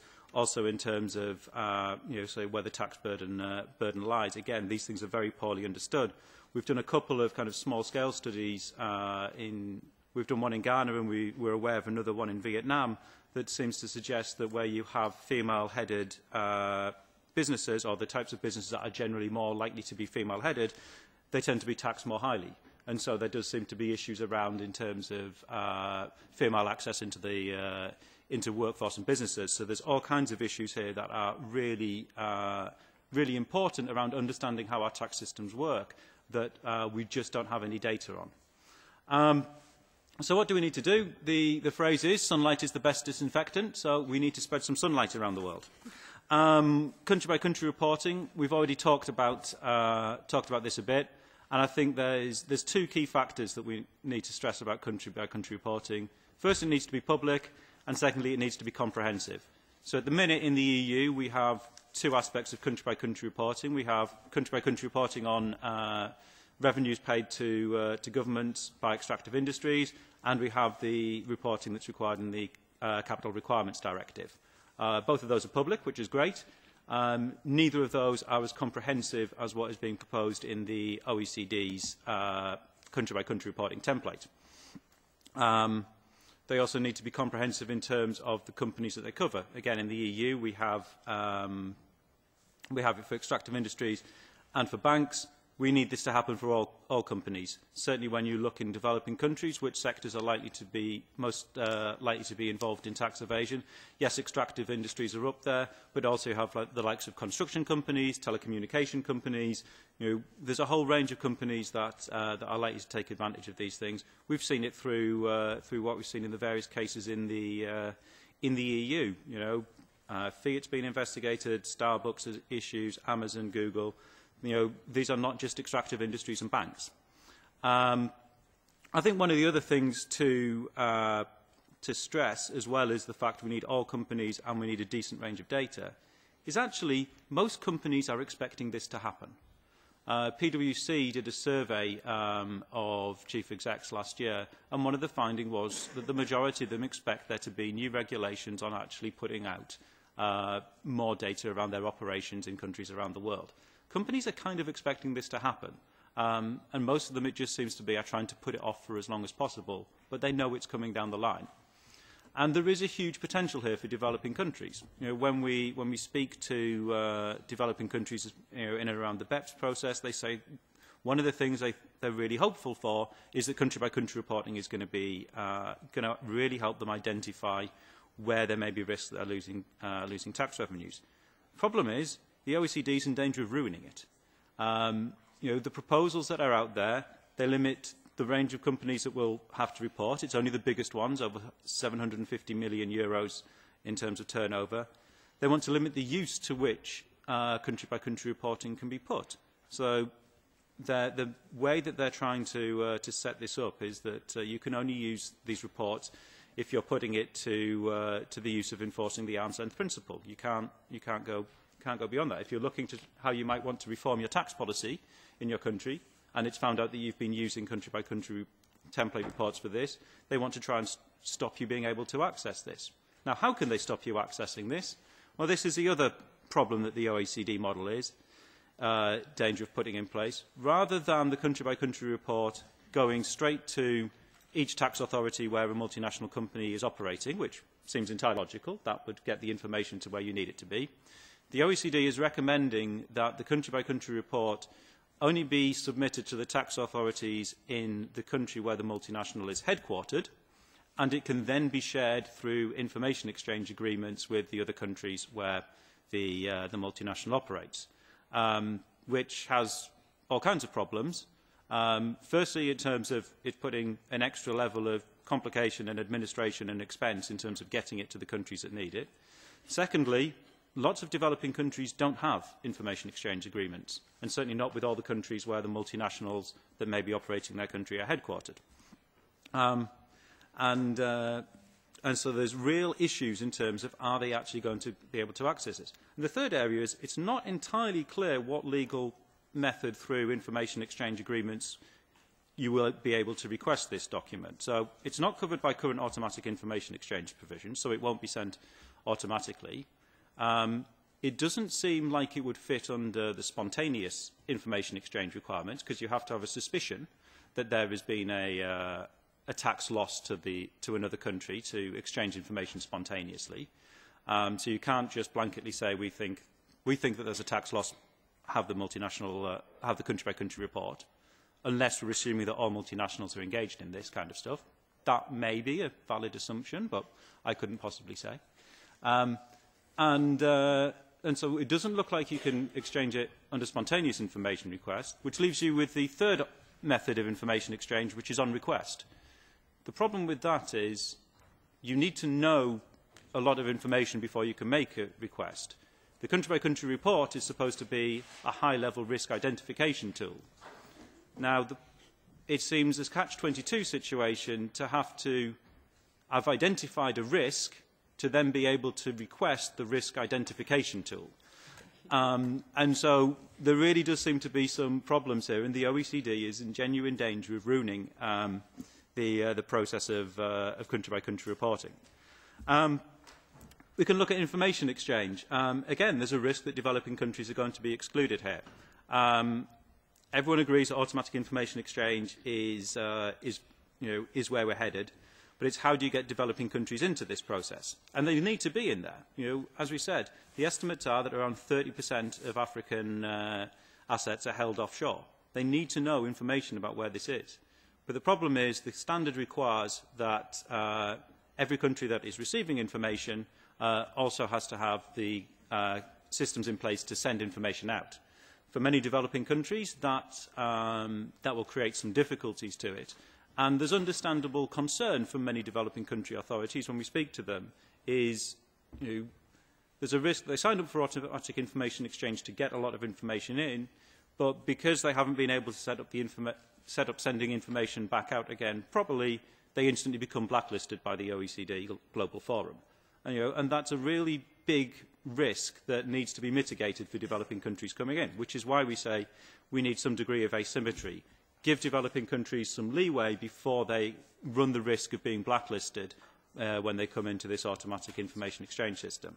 And I think there's a really great way to kind of link in giving this kind of asymmetry along with some of the kind of capacity building stuff that we've heard of. I think you can have really good integrated programs to be done here. And I think some of the proposals from the Global Forum around setting up partnership systems with developed countries, there's lots of things that the European Union can look at here in terms of how we coordinate EU member states and indeed EU development assistance to be part of that and to really kind of help get this process going. There's also some space for public transparency around information exchange. So in terms of actually finding out where the cash is. So the Bank of International Settlement, they have a lot of information on direct country positions in terms of which countries' residents' cash is in their banks. That covers a number of the tax havens. That information is collected, it's just not made available. And so we're calling for, and one has got a great campaign action online at the minute, which I encourage you all to sign, calling for the Bank of International Settlements to make this data public. Similarly, in terms of automatic information exchange, we can aggregate some of the data to say, just how much information has been sent over, so information about how many individuals, how much in terms of assets has actually been sent over. So then we can hold our governments to account in terms of, well, we know you've received, this amount of information. What have you done with it? The Swiss leak stuff has shown that people really do want to hold their governments to account on this. We've seen in the UK that there's somewhere in the region of 3,000 UK residents had accounts in HSBC in Switzerland, and we've prosecuted one of them. which compares very unfavourably to what France and Spain has done. And I think if we had some of this aggregate data from automatic information exchange, you'd be able to see that kind of accountability really spread around the world, and would really be a great tool to make sure that this information flow is used. And certainly is a risk in some developing countries. Some of them may be slightly reticent towards participating in automatic information exchange, because some of the elite may well be the ones who have their money stashed offshore. And so we need ways to be able to get the accountability going, and so that you can get citizens to demand action being taken. Where else do we want to see more transparency? Around incentives. So there's a whole range of ideas that we can have around incentives. Some of them aren't mine. Some of them came from the G20, OECD, World Bank and UN in a report they gave to the G20 back in 2011. And the simplest one is, when companies are engaged in negotiating tax incentives, make sure the revenue authorities and the finance ministries know. Because you do have this situation in many developing countries that the Ministry of Mines negotiates a contract, puts in a different tax rate for that. No one bothered to tell the revenue authorities or the finance ministry, and so all the estimates go out the window. And companies should be making sure that this happens. Again, this isn't my recommendation. This is a recommendation of the OECD, World Bank, IMF, UN in their report to the G20. Incentives need to be transparent. They need to be costed, and they need to be evaluated. Again, incentives are, the clue's in the name. They're supposed to be incentivising something. They're supposed to be encouraging something to happen. If no one goes back and checks if that thing happened, then what's the point? How do we know if they're actually working as incentives? Again, very few of these, very few incentives are actually treated in this way. And again, this is not a problem just for developing countries. This is something you can see in all countries. One of the OECD has actually come up with some very good guidelines around what incentives programs for developing countries should look like. And I remember being in the meeting of the OECD Tax and Development Task Force and said, look, I think these are all really good ideas. This is great.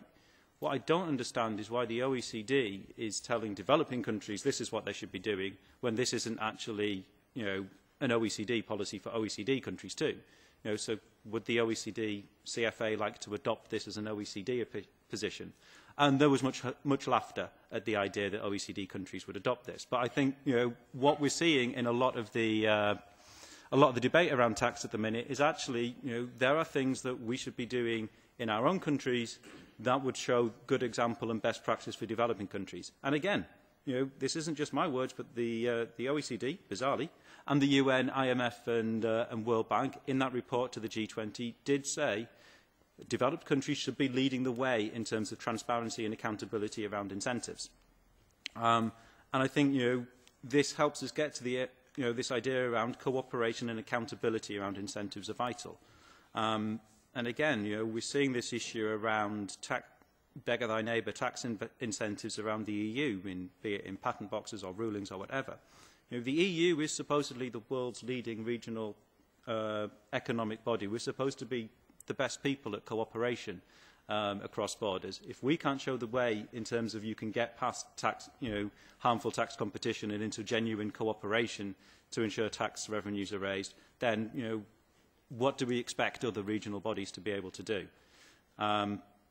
So there's a lot of work to be done in incentives.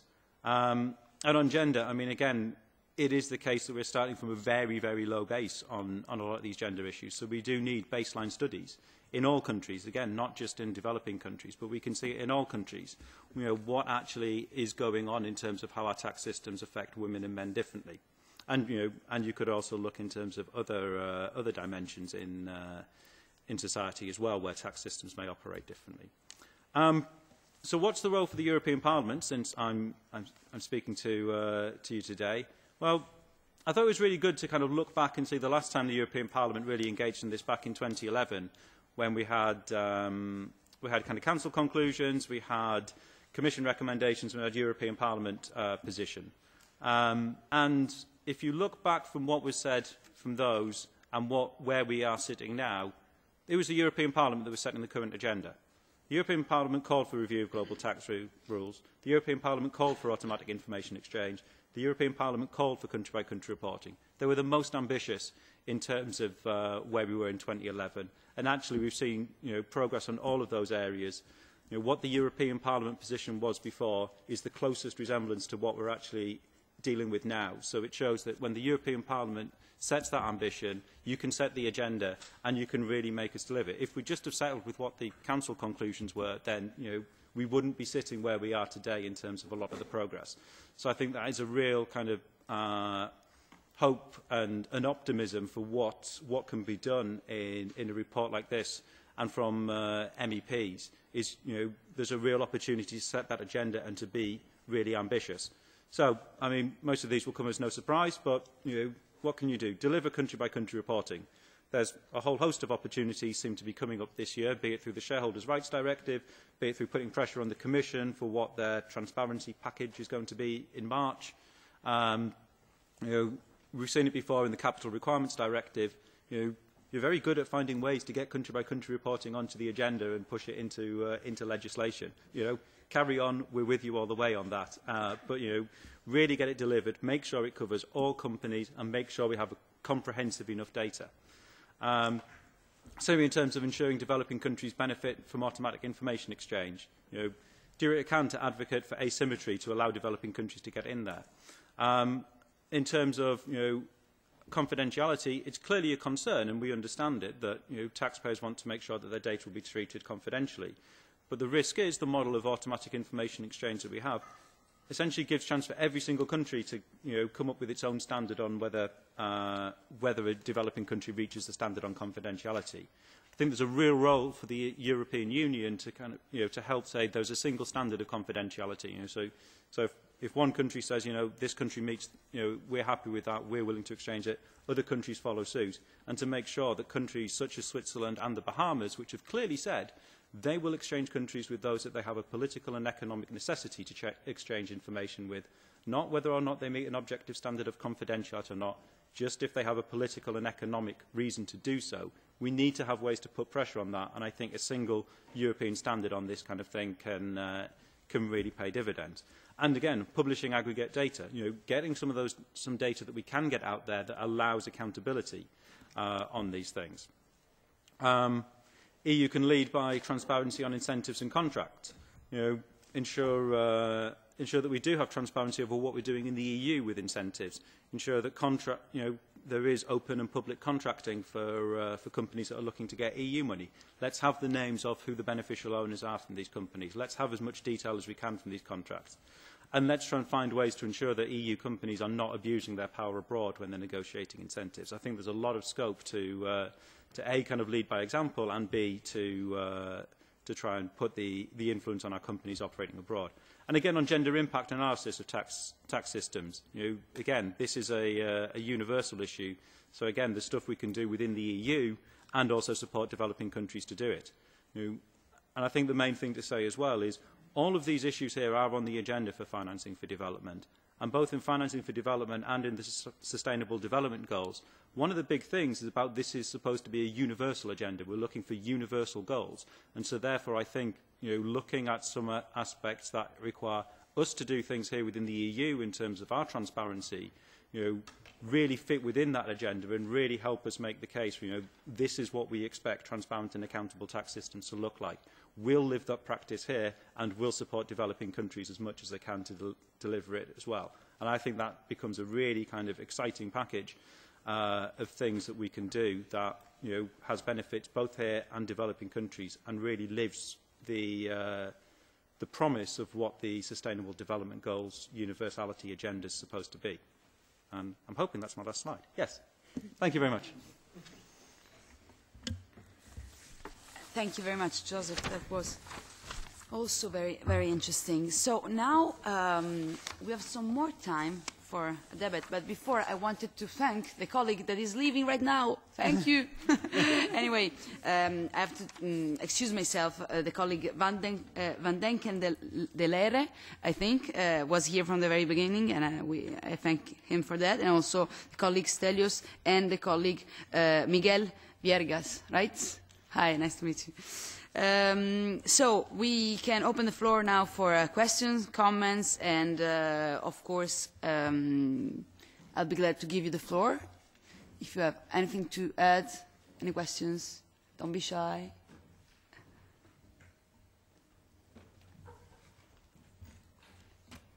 Anyway, before, there's one, but just before my colleague leaves, let me just say that I see this workshop as a start. I mean, we have to work for months, and I'd be very glad to co-work with with the shadow rapporteurs on the same report, and also to keep the discussion between us along the work that we're going to do in this Parliament, in the DEVE committee. So, yeah, thank you.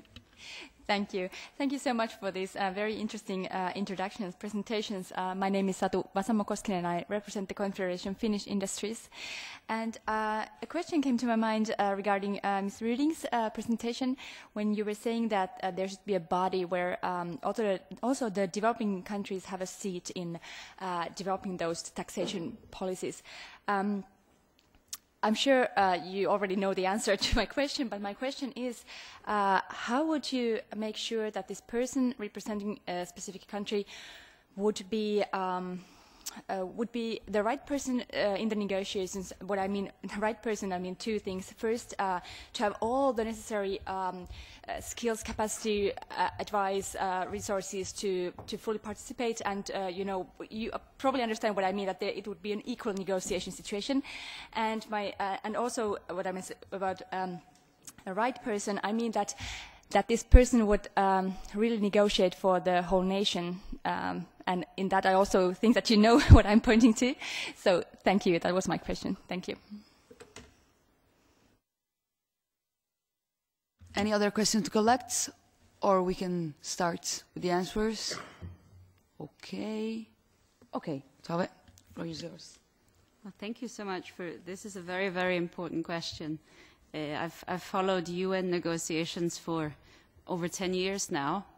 I've also followed OECD negotiations, and one important difference is that in the United Nations, when governments present their positions, I can go there, I can sit in the room, or I can just sit at home and watch the live stream. In the OECD, we were in a very strange consultation where all the member states were there, and we had an all-day discussion. I had a long discussion with Volvo about whether we should only have OECD papers in English or it should be translated into other countries. The OECD member states almost didn't speak. There was almost nothing. And then they closed the doors and then started the government negotiations. And I had no idea what my government was saying on behalf of my country. And I think in the United Nations, at least I can see what the European Union position is. So one of my personal strong ambitions for getting to the United Nations is actually the transparency that comes with it. The lack of transparency is often associated with developing countries. That's not my impression. So it's true that I think there's no person at the moment who can negotiate all tax policies. It is insanely complex. And I think we also need to ask ourselves the question, was it a coincidence that it became this complex? If you want to talk about multinationals not paying taxes, is BEPS really the best way to communicate if you want people to understand what's being negotiated? The rules are extremely technical and they're extremely complicated and the language is impossible. And after the first year of OECD BEPS, the result was 700 more pages that I tried to look through to try and see what was happening. So we do need the transparency to make sure that there can be an accountability of whoever is negotiating on behalf of developing countries and on behalf of developed countries. But we also need a more open and political process to make sure that we have a debate about what are they actually saying, what are they negotiating about. But again, also at the end of the day, that the key reason why we want developing countries to sit at the table is we normally use a quote from an American senator to explain when we look at the current tax policies that basically put the taxing rights in OECD countries at the expense of developing countries, we usually say that it appears that if you're not at the table, you're on the menu. Apparently, all the other countries agree that they should have the taxing rights instead of you. We need to do something about this fundamental problem with the taxing policies. Thank you. Is there anything else? Yeah, of course. Thanks. I would like to react also, and I think your question is very important. That raises many issues. The first one, that is what I mentioned in my intervention. Of course, transparency is important. To announce measures to increase transparency is very important. But we need, and this is our position, we have 4 years ago we came with a communication on tax and development. And what we said, we need to put all these things in the comprehensive framework of governance. And there are 3 dimensions, because we cannot divide the issue on the bad and good guys, because there are 3 dimensions. One is the public governance, governments. And as you said, those that go to negotiate, governments, they need to have the capacity to negotiate. They need also to be accountable to their own citizens when they go to negotiate. So this is one issue that we need all these measures when it comes at country level, because at the end, whatever the standards that you decide, at the end has to end up in the kind of legislation at the country level, has to be enforced and compliance at the country level. So this is one issue. The other issue, of course, this is what is, I think, the main debate today is about corporate governance. There is a lot of things to do that nobody denies. There is a lot, but also we cannot see those as the bad guys. There is a lot of things that we need to improve in terms of corporate governance. The issue where it is more difficult to deal is the global governance. At EU level, we can address the issue at the regional level if we consider ourselves as the main regional bloc in the world. But it's true that, and I agree with my colleagues, we don't have a single institution that can represent the global issues on taxation. I remember maybe some of you knows the former director of the Fiscal Affairs Department, Vitor Tanzi, who said maybe we have to think about a WTO, which means World Tax Organization, to deal with those issues. Of course, OECD is not representative of the world. G20 is not also. UN is struggling to get this committee to be transformed on the intergovernmental body. But the work with the UN was also progressing. And I profit this opportunity to reply to the challenge that was raised by my colleague regarding our position to this committee. We have been working with the UN. The UN manual on transfer pricing, we have supporting this with our colleagues from DG Taxud, and is very much based on the OECD transfer pricing standards. So there is no contradiction when it comes at the technical level. Of course, there are some corrections. The problem is when it comes in the accountability and in the governance. Now, to transform this on the intergovernmental level, this is, and you mentioned the last position that came from Brussels after consultation of these different services. We needed to understand much better. There are plenty of treaties, plenty of conventions at UN level that has been approved, and there is no implementation at the country level. So we cannot dissociate these 3 levels of governance if we want to put things in right when it comes to the taxation issue. Thank you very much, Mr. Correa Nunes. Is there any other comments also from our panelists or any other question? If not, I will just go to very shortly conclude this very helpful meeting of ours. Thanking you once again for being here with us today. It was, I think, very important in view of the first draft of the report on which we'll have to work in these next few days. I think that it's, I mean, I heard many interesting things today. One of them, I mean, I would start from the last thing that Joseph said. Remembering, I was also a rapporteur, shadow rapporteur on the SDGs and the new development framework after 2015. The universality of the new framework is very important. It's maybe one of the most important aspects of the whole challenges that we're facing up to New York. And I really think that, as you said, you all said that today we have a momentum here.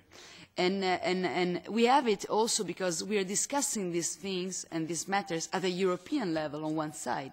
But because these are not European challenges alone, these are global challenges in the days and in the times in which you can actually move huge capitals with a couple of clicks. And in the times in which it's easier today to open up a phantom firm or a shell company, I mean, a phantom firm, then it's easier than even, I don't know, making a, the driver license, for example. So in these days, it's very important to understand that this is a global issue. This is a global threat, let me say, and that is why it's so important for us to find new European and international instruments to fight those challenges. Because if not, we're not going to be effective. So I think that is one of the most important aspects that you've raised in your intervention. A very good friend of mine, a journalist from Italy, wrote a book which is called Caccia al Tesoro, Treasure Hunt. And in that book she she estimates that there are 32 trillions around in international tax havens in the whole world. Can you think about that? I mean, it's a wealth that is growing because it's often invested as well. So it's practically on our head and trying to fall on our head. So before that happens, I really hope that, as you said, this Parliament will have a role. This committee will have a role in this whole debate, together with the, also the discussion in the Econ Committee and in the Special Committee on the same issues for the European Union. Well, let me say one last thing, because it's fun. I mean, you probably don't know that I'm an Italian MEP, but I was born in Switzerland and I grew up in Switzerland, and that is how I am so sensitive about the subject of tax evasion. So thank you very much once again, and I hope to work along with you till the report is done. Thank you very much.